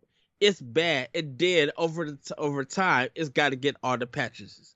And then when the Switch version comes out, the Switch version might get delayed, and it's still bad, even though you got Hmm. the patches out for everything else. Like, I don't know. I, I think I this guess game's that's going to just me. sell way more units on Xbox and PlayStation if that's where they're going to focus. Then get those versions out first, and then you can concentrate more time on the Switch version. I'm It's gonna be too. It's gonna be too late. No, it's not. People don't buy everything on day one. This game is going to have such a long tail because it has the word Hogwarts and Harry Potter on the box. It's just like Star Wars. It's just like Marvel. People are going to Hmm. buy this game 5 years from now and still enjoy the crap out of it. People don't But people don't buy games like we do, Ed. People don't buy everything on day one. They don't buy multiple versions of games to try them out on different platforms to see how they run. This but game, then do this Harry Potter is like it's one of the biggest universes in the on the planet. but but then if there's other games that's gonna crush this game, I don't want to hear a news story from them saying that, oh, it didn't sell well on Switch. Well, you delayed it. You Well, didn't that you it this is I don't know. I think it's fine. I think the thing that hurts the most is that it's not coming out this year because I was really looking forward to this game. But I feel like this game is not coming out to 25 for what? Switch. No, that's 24. Sorry, 24, no, not that's 25. Sorry. no. It'll be out next summer for Switch. Dying Light's supposed to have been out in the first Switch, Dying Light 2, and it's not out It's yet. the cloud version. The developer is in the middle of a war zone right now. I don't blame them for that. Uh, anyways, you don't like this Hogwarts thing. You're definitely not going to like this next one, Ed. Oh man. I I don't think it's not so much of not liking it. I think it's so much like no one cares now at this point in time.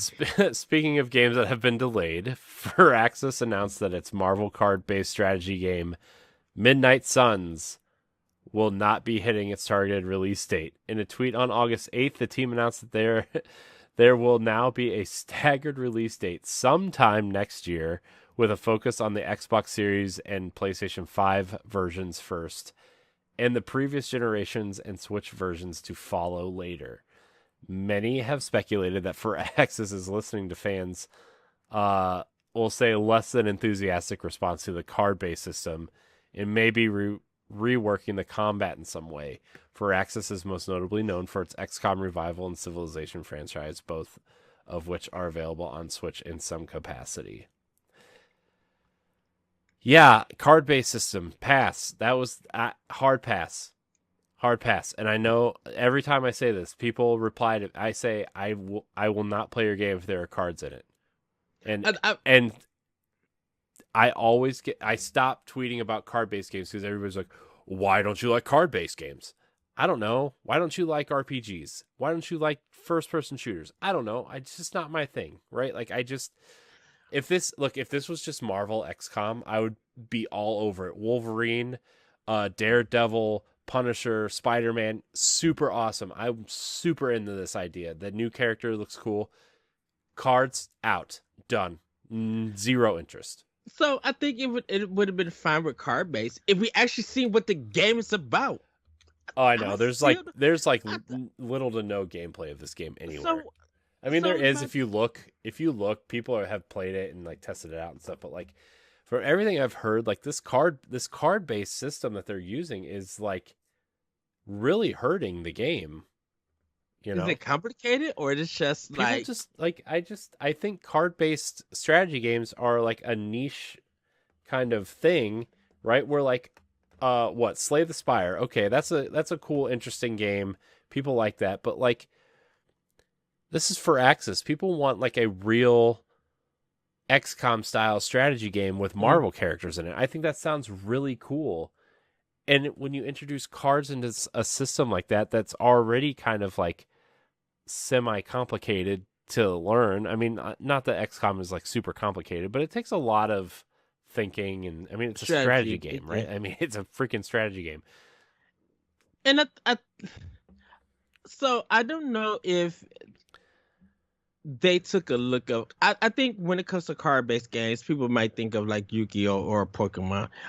But even like Voice of Cards is a good example. To me personally, Voice of Cards is a good example on how a card-based game should be used in an RPG setting. Yeah, but it's like Um, that is a card game, right? Like it is a yes. card game. This is this I think this is kind of pitched as a strategy game, kind of like XCOM with a card-based battle system, which nobody wants. Either pick a lane, either be a card Hmm. game or be a strategy game. You don't I just I've heard a lot of people say that they just aren't interested in the card system, and I agree. I'm not interested in this game with a card system, and that's fine. I'm not the audience for this game. But when your box has Marvel on the title, they're expecting to sell millions of units, right? And Yes. if they have a mechanic that is very niche in it, it's not going to sell, you know? Why would you put a universe that's so action packed, that's so melee or range based, that's so um that when you're watching the action, you're actually invested in. If you do this card battle system, you gotta, like, what mutant is using a card to besides Gambit, but he used that for attacks and everything in his staff. It ruins the flow of having that action Yeah, and like and stuff. and I feel like you should be able to do like a skill tree with like, okay, well, you want Wolverine to be a tank, well, you want his healing ability to be leveled up, and you want, some of his, maybe you don't put a lot of power into him, but you make him go, you put him ahead of everybody because he can take a lot of damage, right? And I don't know, I feel like the card, I'm not opposed to card based games, right? They're just not for me, but I'm not opposed to them existing, right? Like that's just stupid. But like in a game like this with characters who are so action heavy, the card based mechanic I think is a big mistake. So I will say this. Um, if Mario and Rabbits were supposed to do something similar like to this, hold on, everybody, don't get upset. This is hypothetical. Everybody's already If upset, Ed. It's the internet. if if Nintendo and Ubisoft were able to do a XCOM style game with cars in the Mario Rabbids universe, and they were able to get it right, then I could understand Fire Access taking a look at that, borrowing or not so much copying, but getting a idea that, oh, so they did the same system, but it works. It's something about it. We should play this game and understand what did they get right for that game to work. Then I will understand them implementing that in this game, because I feel like Nintendo is smart. They could figure something out with a card based system. That's just my opinion. But for something like this, I agree that maybe it's because it's two different styles. XCOM, you really need to think in where you're going to be at and place your character, and how you're going to get around to do. in order to win those battles. And a card-based chess doesn't work with that system. Like I said, it ruins the flow. With this delay happening, I think it's to a point that because there's nothing really out there to really be not say be upset for or really looking forward to, it's gotten to a point where I feel like people just don't care. Hmm. And regardless of this game get delayed or canceled or it actually they start showing something to interest people, I think it's really too late for any of that to happen.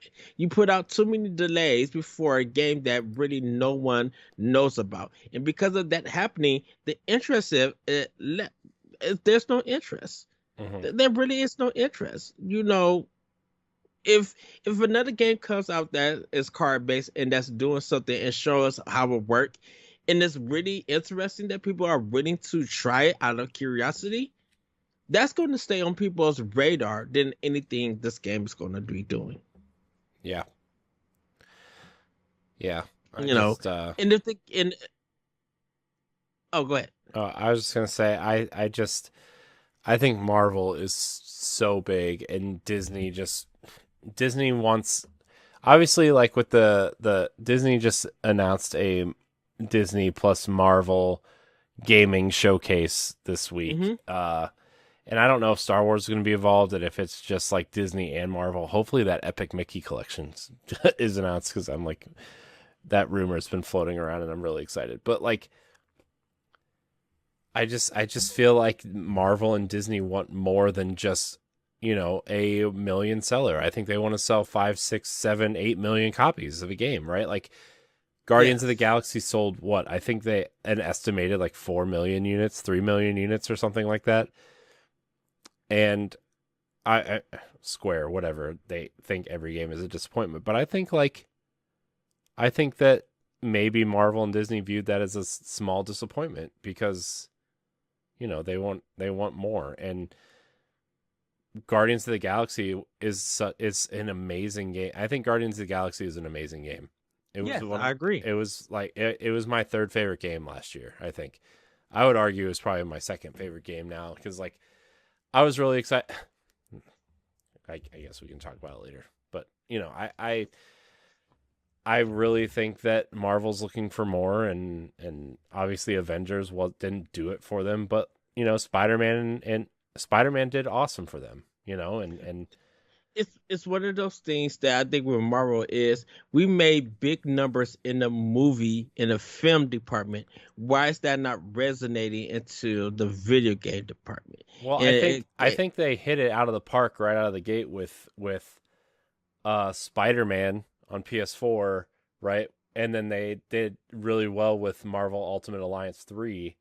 You know, yeah, I mean, you can say what you want about the quality, like how good that game was or not, but like that game sold really well yeah, for being, especially for being a Switch exclusive, 2 years in. Like that game sold really well for them. I think people were yes. just really excited for another Marvel Ultimate Alliance because those first two games are considered really, especially the first one, like a really great game.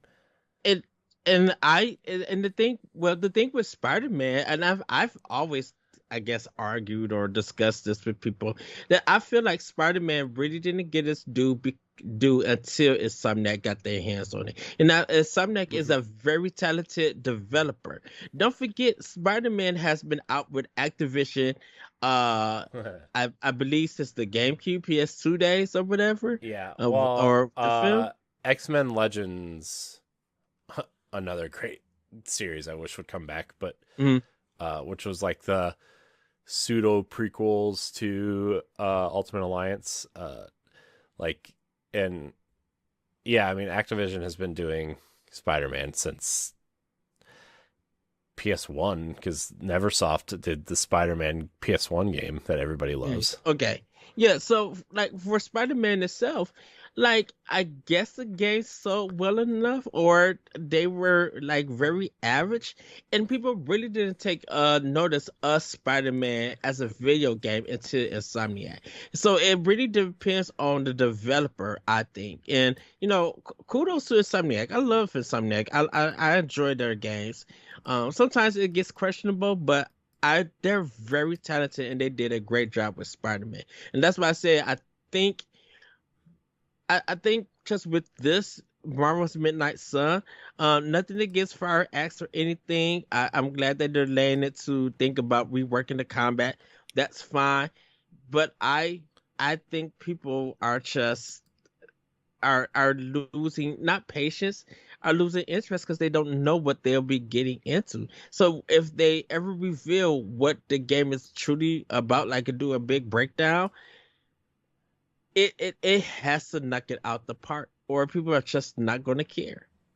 And I think with this one, I'm not really worried about it coming to the other generations and Switch late, compared to what Hogwarts is. And the reason being is because we just don't know much about Marvel Midnights compared to what we have seen with Hogwarts in the Hmm. sense. Yeah. You know, Yeah. Um. So yeah, I don't know.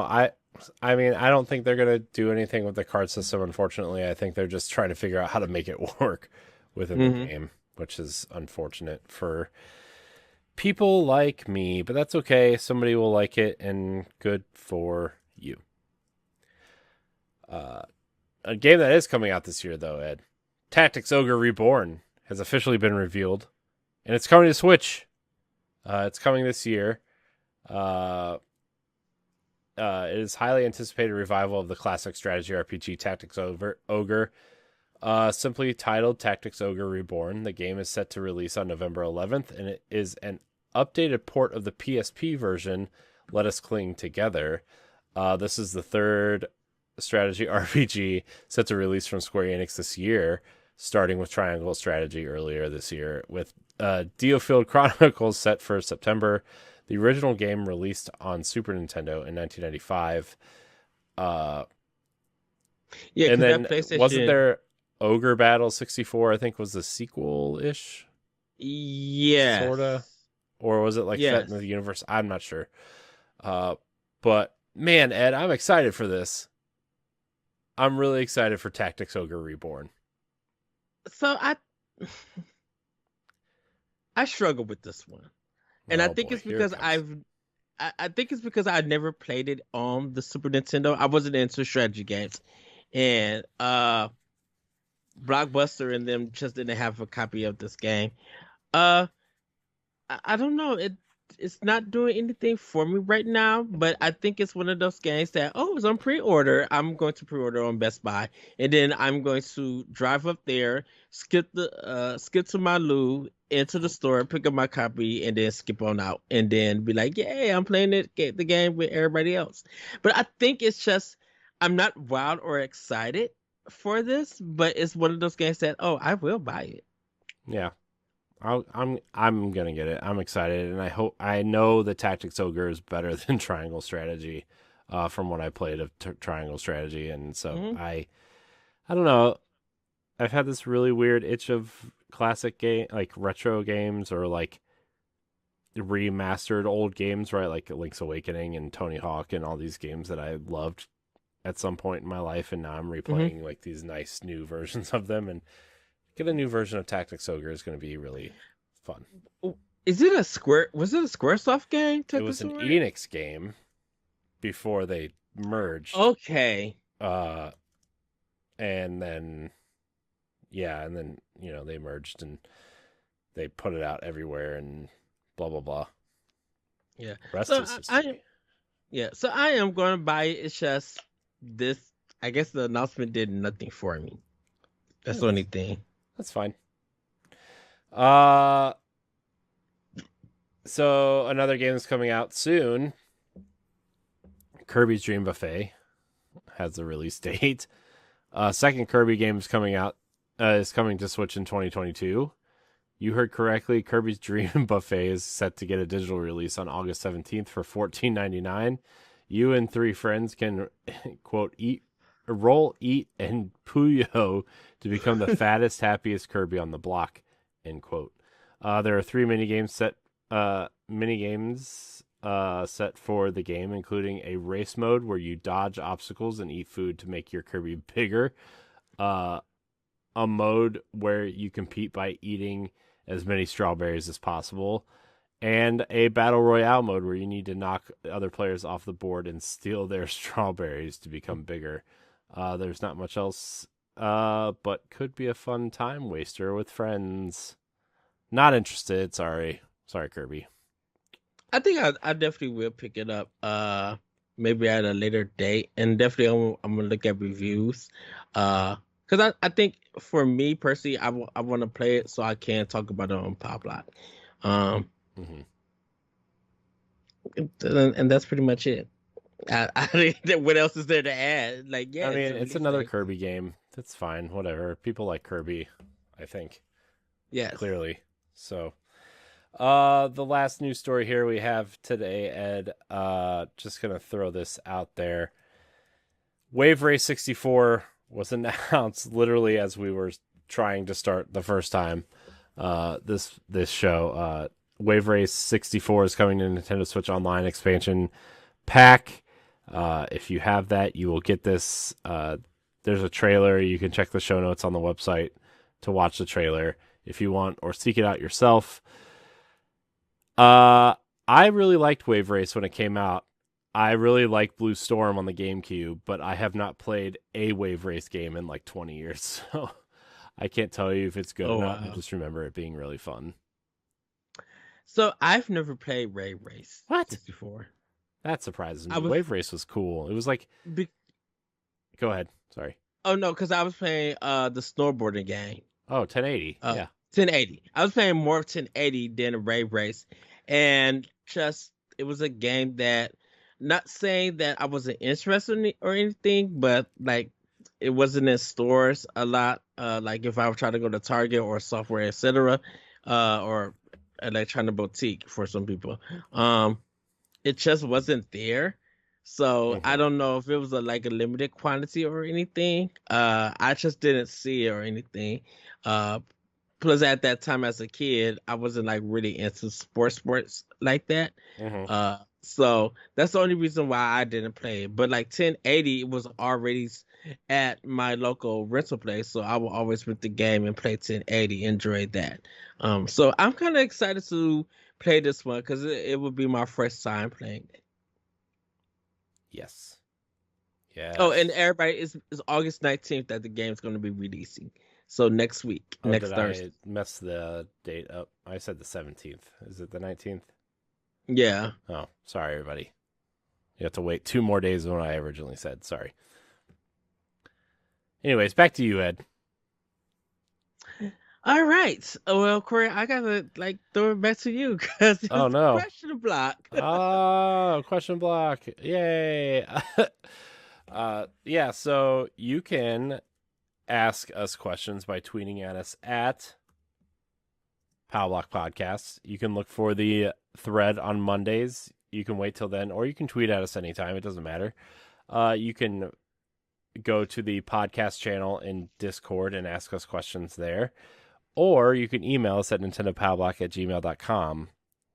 We appreciate all of your questions. Celeste writes in. She says, "What is your She asks, "What is your favorite, or what are your favorite cute games on Switch?" What do you define as cute? Like, I don't know. I I think something. I think something like Animal Crossing, like something Doom, that makes you happy. like Uh, Wolfenstein, that's not cute. No, it's something like that's like Monster kind. Hunter, No, that's not cute neither. uh, you know, something like Street Garden Fighter. Story. No, that's really not cute. Uh, so for me, I kind of said like Yoshi's Crafted World on Switch. Kirby and the Forgotten Lands is a cute one, and Pikmin 3 is a cute one that I think. I know a lot of people want to say like something like Calico because it's a cat game, but I think Mm. like from even from an indie perspective, like in bento, which is cats making bento boxes. I think that's cute. Garden Story, which is kind of like an action kind of RPG, but it has a cute style to it. Some people may say Stardew Valley It's a really cute game. Like I mentioned, Animal Crossing it will be one. Just something that looks magical, and I think it has more of a casual appeal to it. Hmm. It's kind of cute. Chicory would be a cute one, in a sense. Uh, you know what, Corey? I think Captain Toad for you would be a cute one, or Super Mario 3D World would be a cute one. Oh, I have a list. I have a small Oh, list, okay. but I was waiting for you to be done. Oh, okay. Go ahead. That's all. Corey. I'm sorry. I was just waiting my turn, Ed. I'm being polite, you jerk. Yeah. um, so Super Perils of Baking is a indie platformer that's super cute. You're just a baker and you collect cookies instead of. It's basically like a really fun 2D Mario clone where like you're collecting cookies instead of coins and you're kind of Mhm. like trying to keep your baker's hat on. It's super cute. It's only $10. It's super fun. Uh, I've been playing it off and on the last couple months. Uh, Hold on, I had a couple more. Excuse me while I find it. I had one. Where is it? Oh no. Oh no. Oh, Donut County is super cute. The raccoon is super funny, and the story is kind of funny, and it's a super cute game. I recommend to anyone. It's real simple. You just kind of like create. It's like you think of Katamari. It gets compared to Katamari a lot, Mhm. not because you're rolling a big ball of trash around, but because you're kind of creating this hole to suck everything into it, and it's just really casual and fun. Um, really, really great game. I'm trying to find some other things here. Um, Ori is cute, but it's sad. Uh, Also, I'm not sure how many people really want to support that developer right now because I guess there's some issues going on over there. Resident Evil. No, just kidding. Really, just kidding. Super Bomberman R is super cute. Uh, I know you're Yes. kind of blowing stuff up, but Bomberman's super cute. Puyo Tetris and one or Mm, two would be cute. except for those Puyos. Get them out of here. Yeah. Trying to find a super cute game to tell on the show. I guess Celeste, the game, is super cute. I Sorry. don't think so. Oh, I I do. think that I like it. The King's Bird is super cute. It's kind of like the same general type of game. Um, yeah. That's kind of what I got for cute games. Oh, Corey, Nope. your very own cute game that you're playing now, Link's Awakening on Oh Switch. yeah, Link's Awakening, super cute. That's adorable. Yes. Sorry. Super Meat Boy, also adorable in a super bloody way. The cutscenes are cute in a sadistic kind of way, I guess. Anyways, yeah. All right. Oh, I guess I should read the next question. Sorry.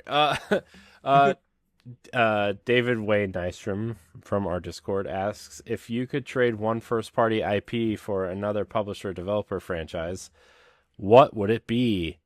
Kirby. Get that trash out of here. Give me something good. Give me Banjo back. I would trade Kirby Oh, for Banjo. oh, really? Yeah, dude. Banjo's awesome. Oh, wow. And Conquer. Give me Conquer too. I don't Okay, care. so I'm going to get a lot of probably comments on this one. Oh, I would boy. trade Eternal Darkness for Silent Hill.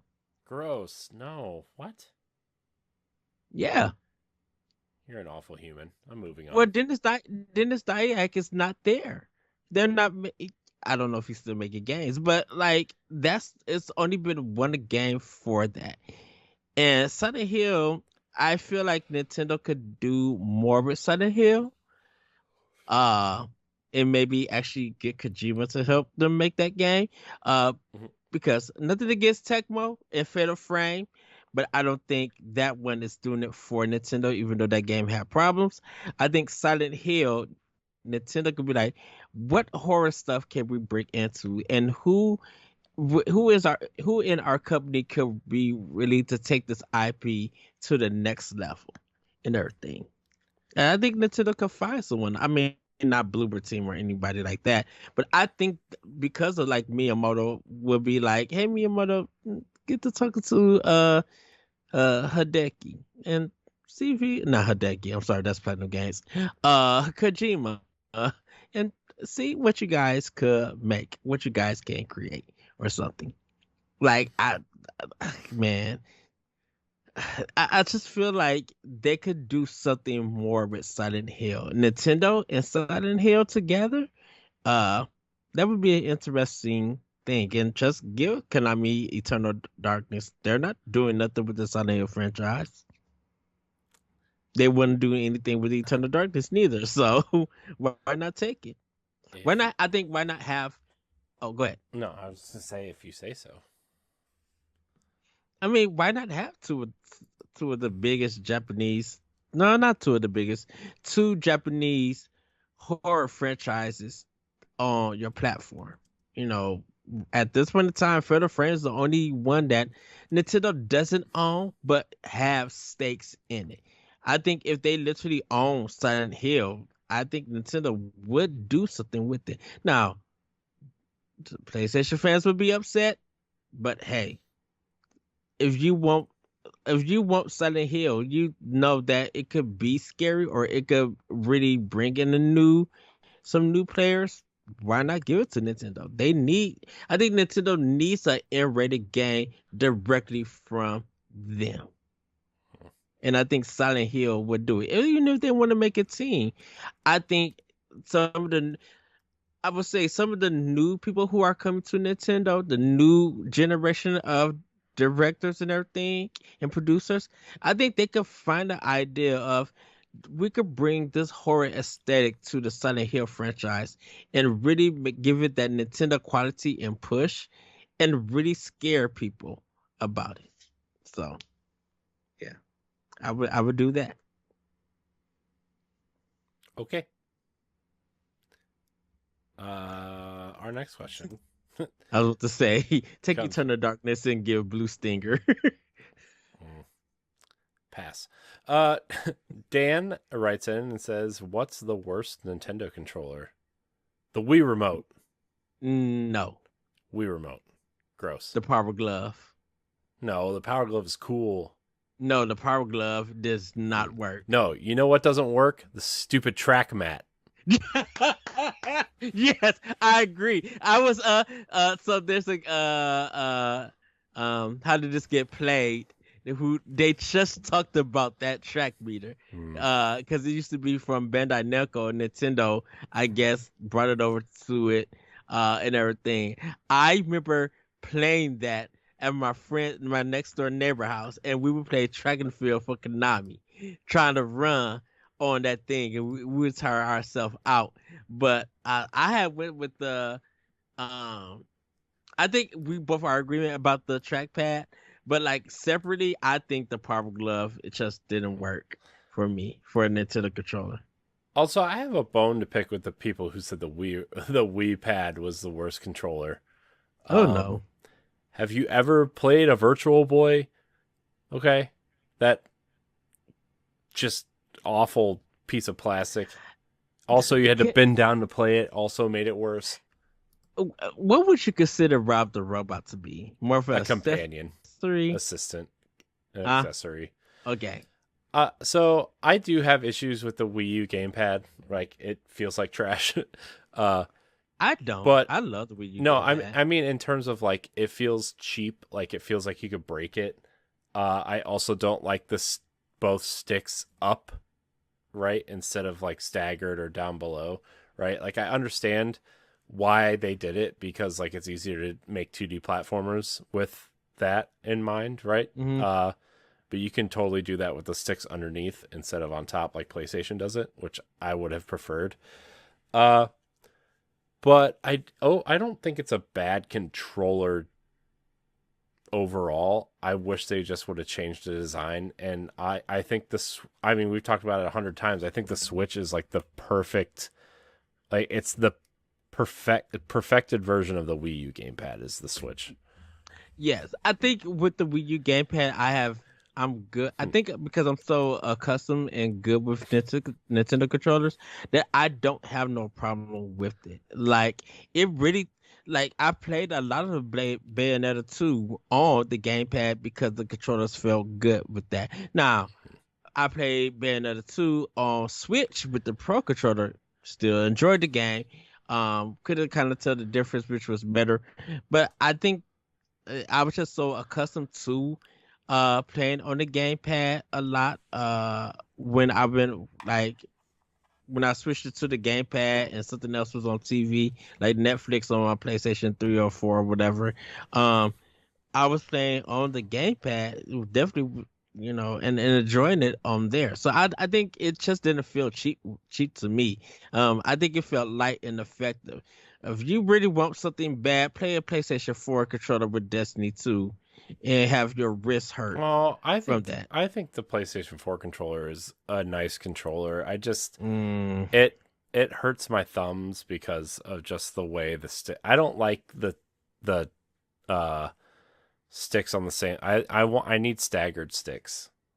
It feels staggered sticks feel way better, but I don't think the PlayStation 4 controller is a bad controller. It's just I not comfortable for the things that I like to play, you know. I couldn't play Destiny. I think if you're doing first party stuff or some third party games on PlayStation with that controller is fine. But I think playing Xbox One controller and I think that the X definitely with the Series. I think Okay, the Xbox One controller is the best controller ever made. I mean this the Series controller is good too. Like it's I yeah, mean it's essentially identical, but I think I like the D-pad better on the Xbox One controller. Um the analog sticks feel good on the Xbox One controller. I think it's so comfortable mhm. playing and holding the Xbox Yeah. One controller. Xbox has perfected the control. I think the Xbox controller is the best. The Switch Pro controller is close, but I don't like the D-pads on the Pro controllers. I Um love the D-pad on the Pro controller. I think I like the D-pad on the Xenoblade controller because they changed it, but I also have two launch Pro controllers and they feel like garbage. I only use them when I have to, which is never. I think it's like I said, get I think for us it's getting accustomed to that controller because like I said, like I could not play Destiny 2 on PS4. But when I played Destiny 2, when I did that demo on Xbox, I'm like, oh, okay, you guys perfected this controller. Because I did not like the controller of the 360. That was painful also. But Xbox One and this now the Series S controller, like you said, they perfected it. It feels really good and really comfortable in my hands. So I think that's why I don't have a problem with like the Joy-Cons or the Wii U gamepad, but like something like the Power Glove where I feel like it didn't work. Yeah.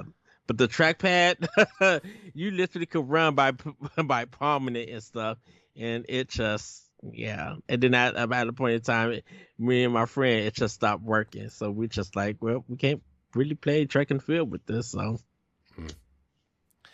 Yeah, I would actually argue the Joy-Con kind of aren't great either.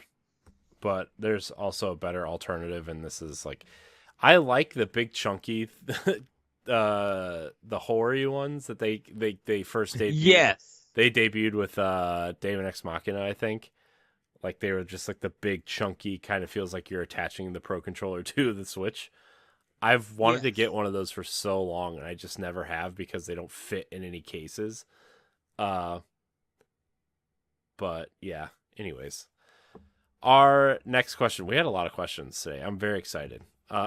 Late to Gaming on Twitter asks, "Will we ever have another completely separate standalone handheld console from Nintendo?" No. No. Next. No. I think whatever they do is going to be a hybrid. I Yeah. like. I mean, I don't want to have this conversation again, but like we've had so many conversations of like what does Nintendo do after the Switch because this is the perfect device for them. This is seriously the perfect device for Nintendo. Unless it's like a 4K version or a beefier version of or some sort. I don't need a 4K Switch, right? Like it just needs to be a little bit more powerful, let the games run cleaner, whatever. But I don't think we'll ever get another handheld console from Nintendo. I think the closest thing you're going to get is a Switch Lite. Yeah. I think right now at this point in time, if you want to, well, I won't even say a separate standalone handheld console because to me personally, the Steam Deck is the only successful thing from Valve outside of them having a software thing on Well, computers. their VR Because headsets are pretty successful. The Valve headsets are I wouldn't say that they're not the most successful, but they're pretty successful in terms of VR headsets. I think I'm thinking more of hardware. I feel like the VR stuff is more accessory than it is a dedicated Well, handheld kind of I mean thing. the PlayStation VR and or the Meta Quest have just Uh, eaten its lunch, but you know, yeah, but but I mean but because I know that Steam had released that, was it a cloud-based system or whatever they. they released it was weird because they released the Steam controller, which is like a weird Yeah, thing, and then they released the like little kind of console sized PCs that ran Steam yeah, OS. Uh, but then they just had like they perfected the Steam Link kind of thing, which was like you could just stream your PC to your TV or whatever and play it there. Uh, but they never really had like a console, which I'm actually shocked they've never like done a proper console, except for the fact that a lot of those games are so PC oriented and mouse and keyboard oriented. But I don't know. I'm not a PC gamer. Don't want to be. Don't need to be. I have Roller Coaster Tycoon installed on my PC, and that's it. You know, like I just don't care that yeah. much. And no disrespect to me, on me personally, to the PC players, but like I said, I grew up doing a lot of console gaming. I love my PC players. I love the PC community.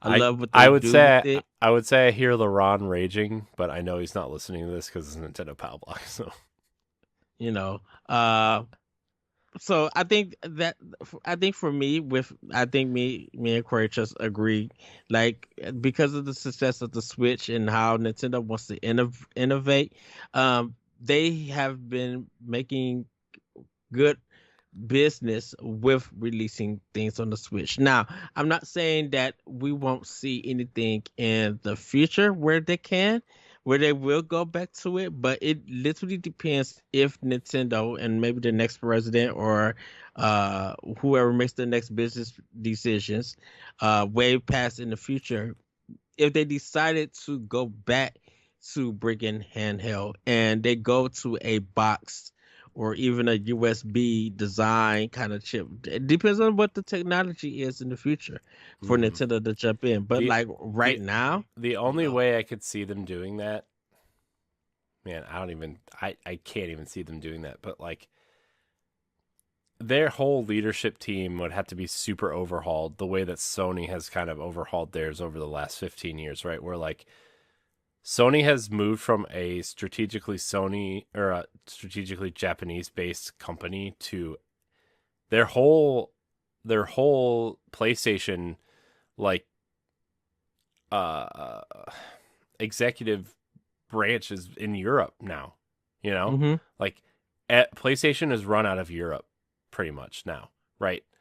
And that's the only way I could see Nintendo switching back would be like, oh, well, Nintendo's decided to move all of their company over to, their leadership over to Nintendo of America. And that leadership wants to challenge Microsoft and PlayStation to as like a dominant 4K console with online whatever and super beefy console, right? Like that's the only way I could see Nintendo doing that, and they never will because Nintendo is so, for better or for worse, full of pride and so about their vision and their honor and their what do you call it?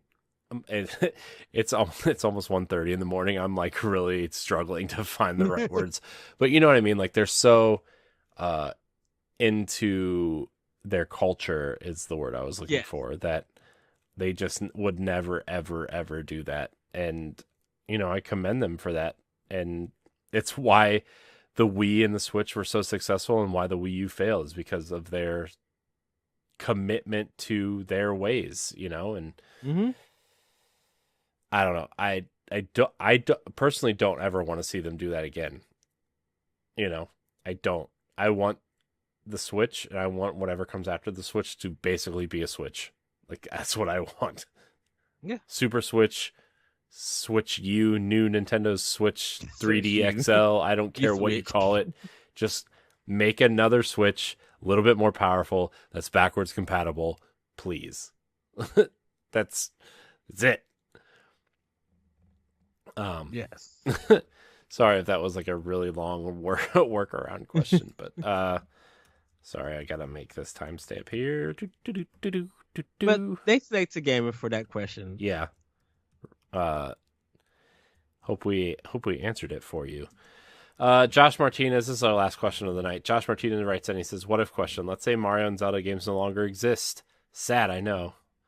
Who becomes the face of Nintendo? Which two series rise to the top as Nintendo's power hitters, or have the most potential to become such?" Can I answer first? Yeah. This one. Okay. So Nintendo's was going to upright and give that money to the Pokemon company and outright buy them, because Pikachu would be the face of Nintendo in a heartbeat. And the two series that's going to rise to the top is going to be Pokemon and probably Splatoon. They're not going to do Fire Emblem. They're not going to do Kid Icarus. They really can't do Smash because Zelda and Mario not in it. I have And completely different answers than you. I would have said Animal Crossing, but I think Nintendo wants something to be a little bit more universal, like platforming and kind of well known. And I think Splatoon kind of fits that mold for Mario. But Pokemon, like with Pikachu, and just the way that the Pokemon is very noticeable around the world and everything, whether from the anime, the music and stuff, and Pikachu just himself is as an icon. I think I think Pikachu would be the face of it, and Pokemon would be the series, along with Splatoon for the two series to rise. Yeah. Um, My answer. Man, you take Mario out of the equation. Think of how many things you lose. You lose Mario Kart, you lose Mario Party, you lose all the sports hmm games, you lose platformers, you lose Smash, you lose so much of Nintendo's identity when you take Mario out of the equation. Zelda, not so much. I mean, Zelda's big, but like I think Zelda's easier to replace than Mario. Uh I mean, I guess you could do like Donkey Kong, I think would be the easy answer to replace Mario, right? Because like they have a lot of iconic characters. They had Diddy Kong Racing, so you could technically do Donkey Kong Racing, which was actually in development for GameCube at one point. Uh, it's funny that you mentioned Donkey Kong, but go ahead because I uh, got some I just, comments. I think Donkey Kong is an easy substitute for Mario, right? Like Donkey Kong could take the place of Mario, Diddy could take the place of Luigi, like King K. Rool is easily replacing Bowser. Like there's just a lot of take Mario, plug and play type characters, right? And Cranky Kong, like I think Donkey Kong could actually be much bigger than Nintendo actually has. Donkey Kong is a great franchise, and they just don't do anything with it. Uh, I think Donkey Kong's probably their oldest franchise that is still relevant, right? I mean, he's older than Mario at this point, or the same age, I Hmm. guess, if you include Jumpman in there. But I mean, Donkey Kong's 40th anniversary was last year, and nobody said anything. Well, okay, so when Josh asked this question on Twitter, he said, "Keep in mind, Mario games include Yoshi, Donkey Kong, and all others really out of the Oh, you Mario didn't verse." include Hold that in the on, doc. hold on. Nintendo Fire, shout out to them, said, "Don't you think DK should be excluded, especially since the first game he was featured in was called Donkey Kong in the '90s, had a new platform adventure game started in his name.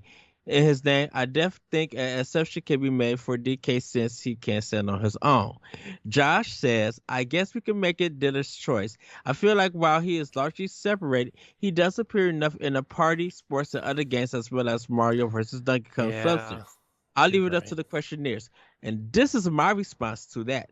I said we would have to separate we would have to separate it as for the first Mario game outside of the arcade was under the Atari 2600 titled Mario Brothers. And then Josh says Ed hitting me with the deep fact lines.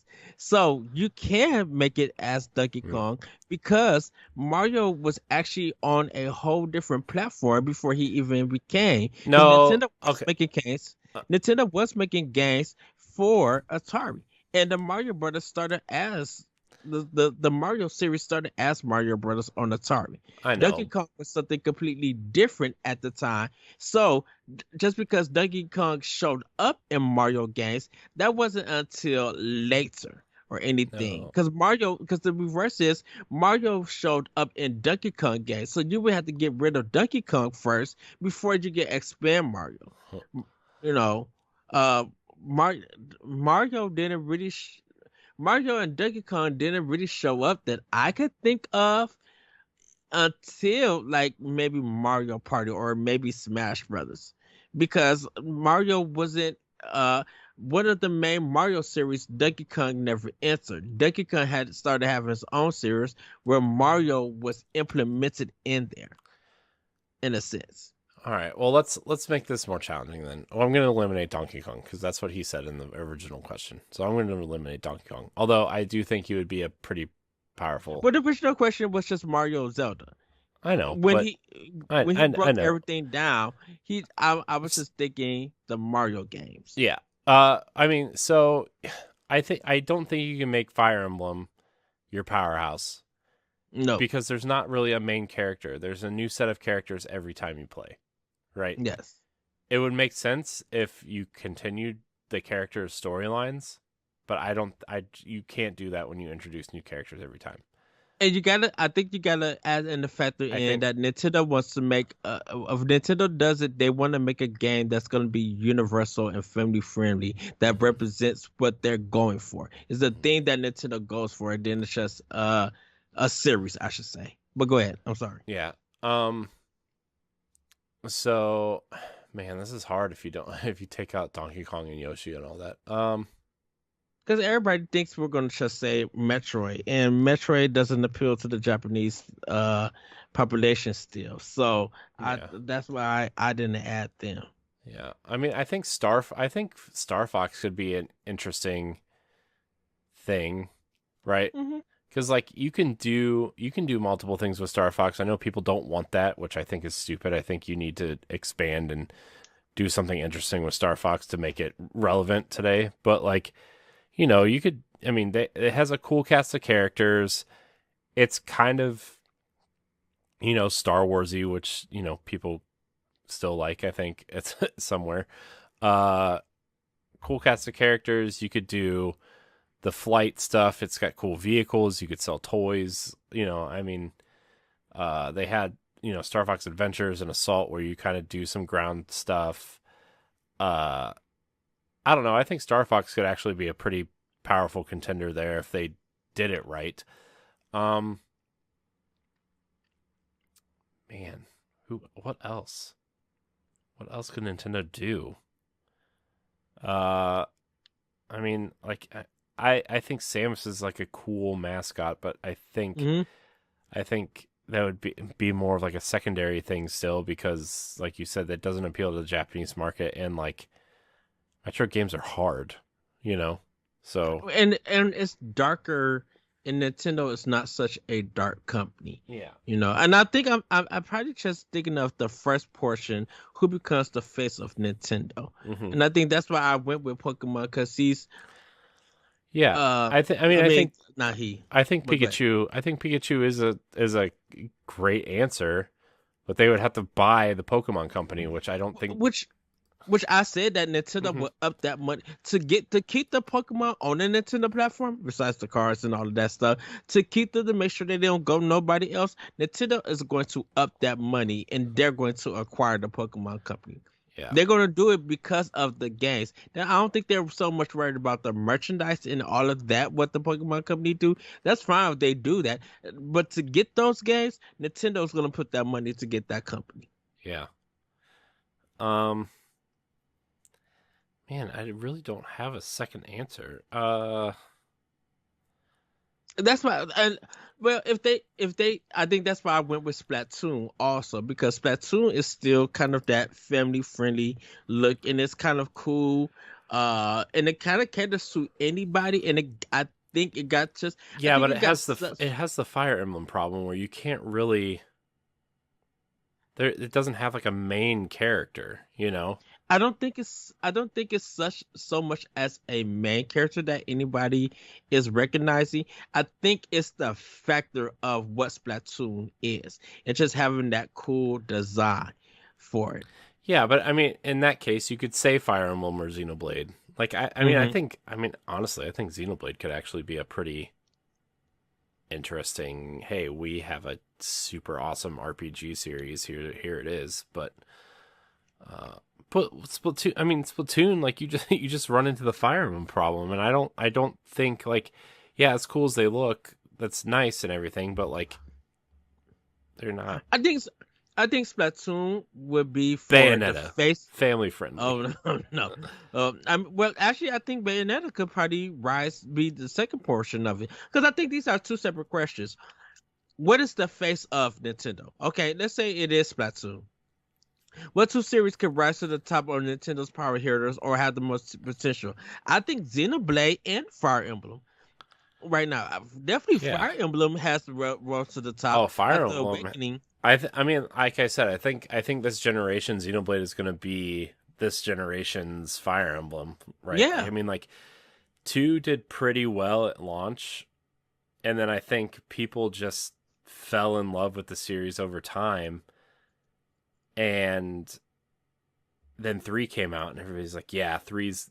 I told you 2 years ago that Xenoblade Chronicles 3, whenever it happens, is going hmm, to be the breakout for the breakout hit for the series. And yeah, look at it.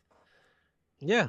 I mean, I I'm hardly ever right, but when I am right, I like to toot my own horn. You know, like I was like, woo. Uh, I know a lot of people are probably screaming, say Kirby. I'm like, no, Kirby sucks. Kirby's not. No, Kirby sucks. I don't have nothing against Kirby, No, Kirby and sucks.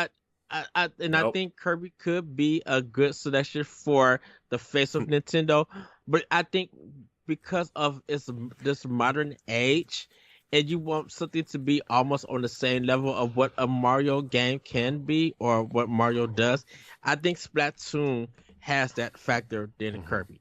Not a knock against Kirby, the Kirby games, but um Kirby is such a more of an experimental idea of a character in their games, where Splatoon is, yeah, it's a little bit same, but I think you can, you know, you can use them in Smash like they have. You can use them in Mario Kart, or even have a kart racing game with a whole bunch of ink. Like you could do some other stuff. You could probably do a tactical based game like Mario Rabbids with Splatoon Well, and everything.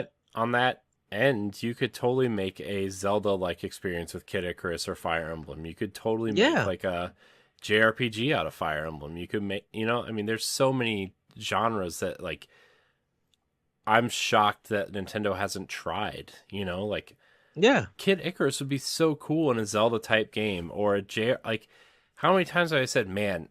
I wish Fire Emblem Three Houses was a JRPG at some point, right? Like I like a traditional turn based RPG in some sort of Fire Emblem Yes. universe, right? Like I think that'd be so awesome. Um, and they don't, which is fine. Like you need to diversify your lineup and have something for everybody. But like, I just feel like these characters fit so well in all these other spaces, you know, where you could do multiple genres. I mean, look at Kirby. How many different things has he been in?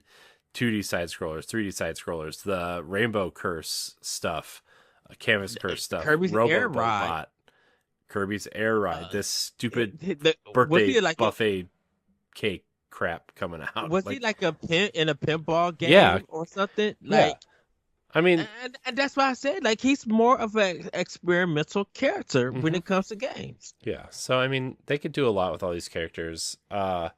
And I think Nintendo's starting to get more comfortable doing that. I mean, you look at the Warriors games, you look at Mario Rabbids, you look at Mm-hmm. the different stuff that Kirby's in, you look at how drastic the Fire Emblem franchise drifted away from the traditional strategy RPG stuff, right? Where you had the home base, where, yeah, I mean, in the other games you had home base, but you could actually walk around and have discussions, and it was more, you know, about the relationships that you built, through conversation and not just partnering them on the battlefield, and I think that that's important, and I think they're doing the right thing, and I think Xenoblade is a great step in the JRPG direction, and so, yeah.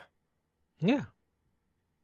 But that's all the questions. I don't have anything else to say about that. I think there's a lot of franchises that could step up, and something we didn't consider, Nintendo could always make a new IP that just shines above the rest too. You know, they're not. I mean, Pretty much. uh, you know, Pikmin. What GameCube was GameCube's new IP.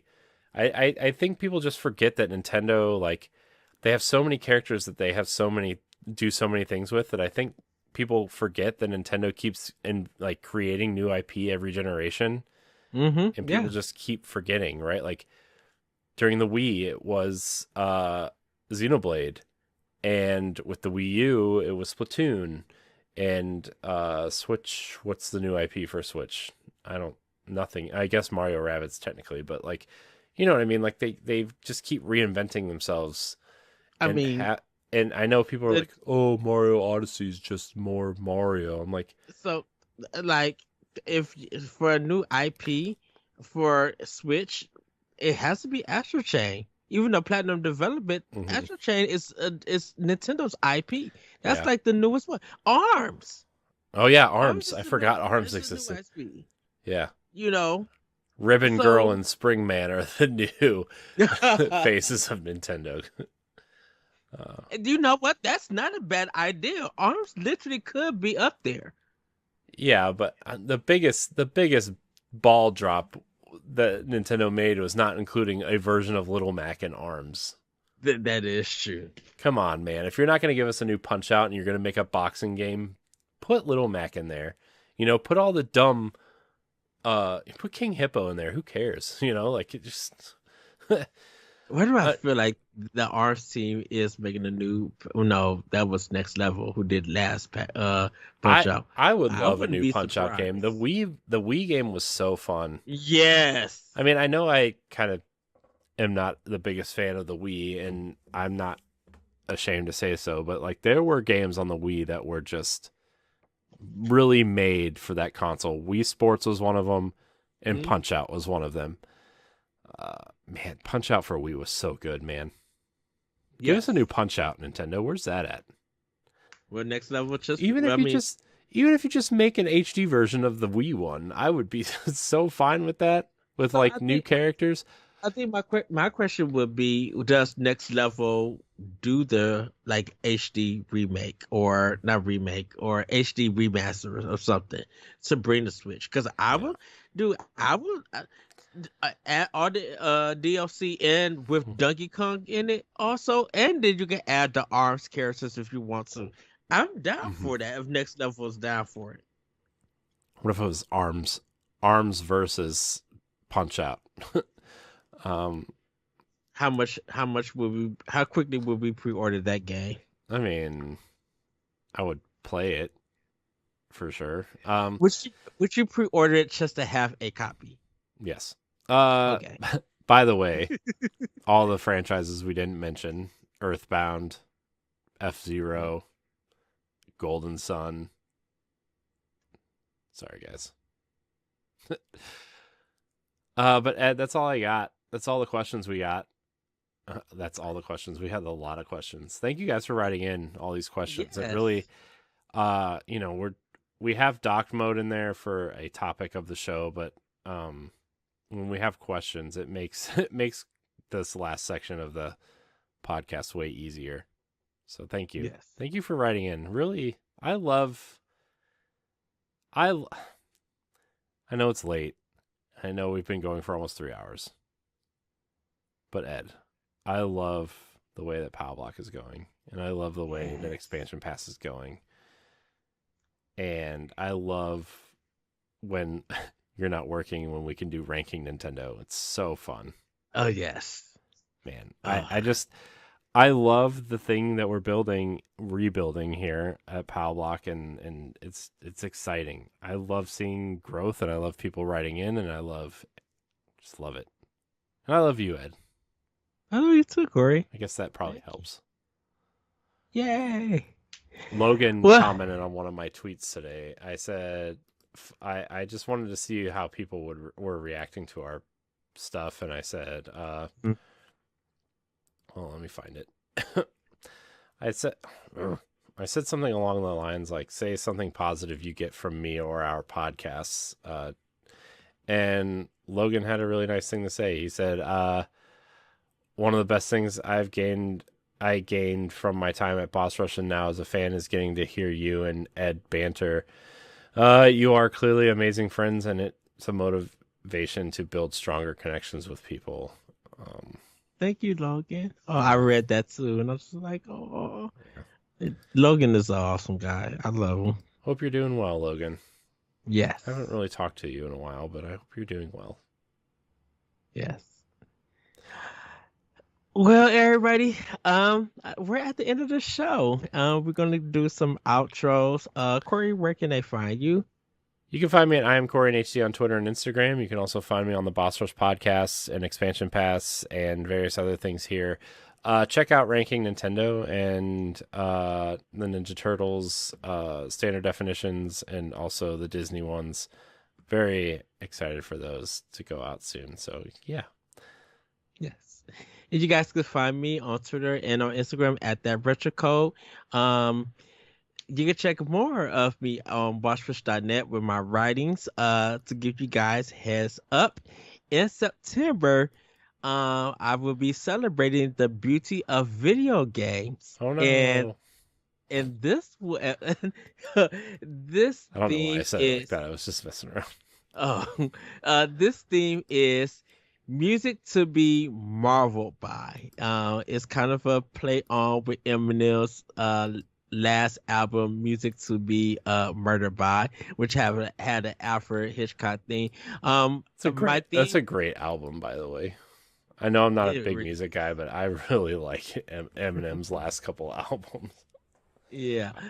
This one is I'm going to be focusing on video game soundtracks, composers, and hopefully I would get some people to do some podcast episodes with me to talk about video game music and sometimes music in general. So hopefully you guys will check that out next month on bossfish.net, and one of the thank in events to Bossfish Network for allowing me to have this project on the website.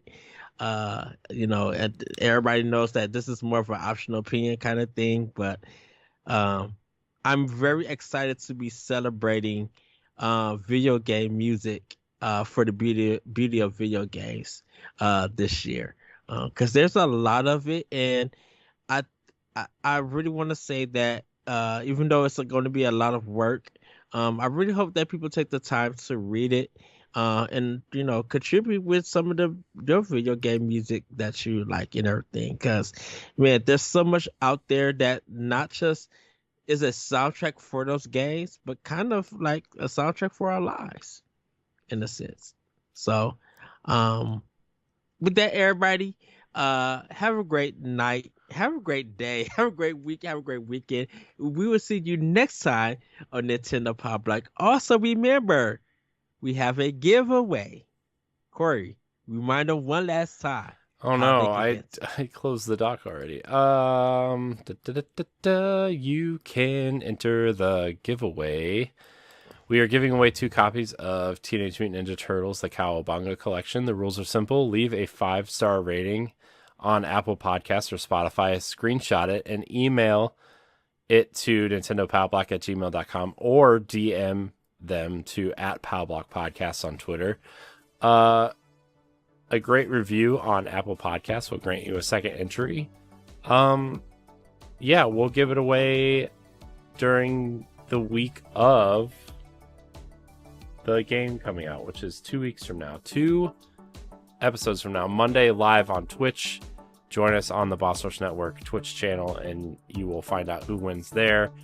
And you will have, 48 or 72 hours to reply. Yes. And with that, everybody, we'll see you next time on Nintendo Pow Block. Bye, Ray. Woohoo! Ed has to go to work in 3.5 hours, everybody. Goodbye. Bye, everybody.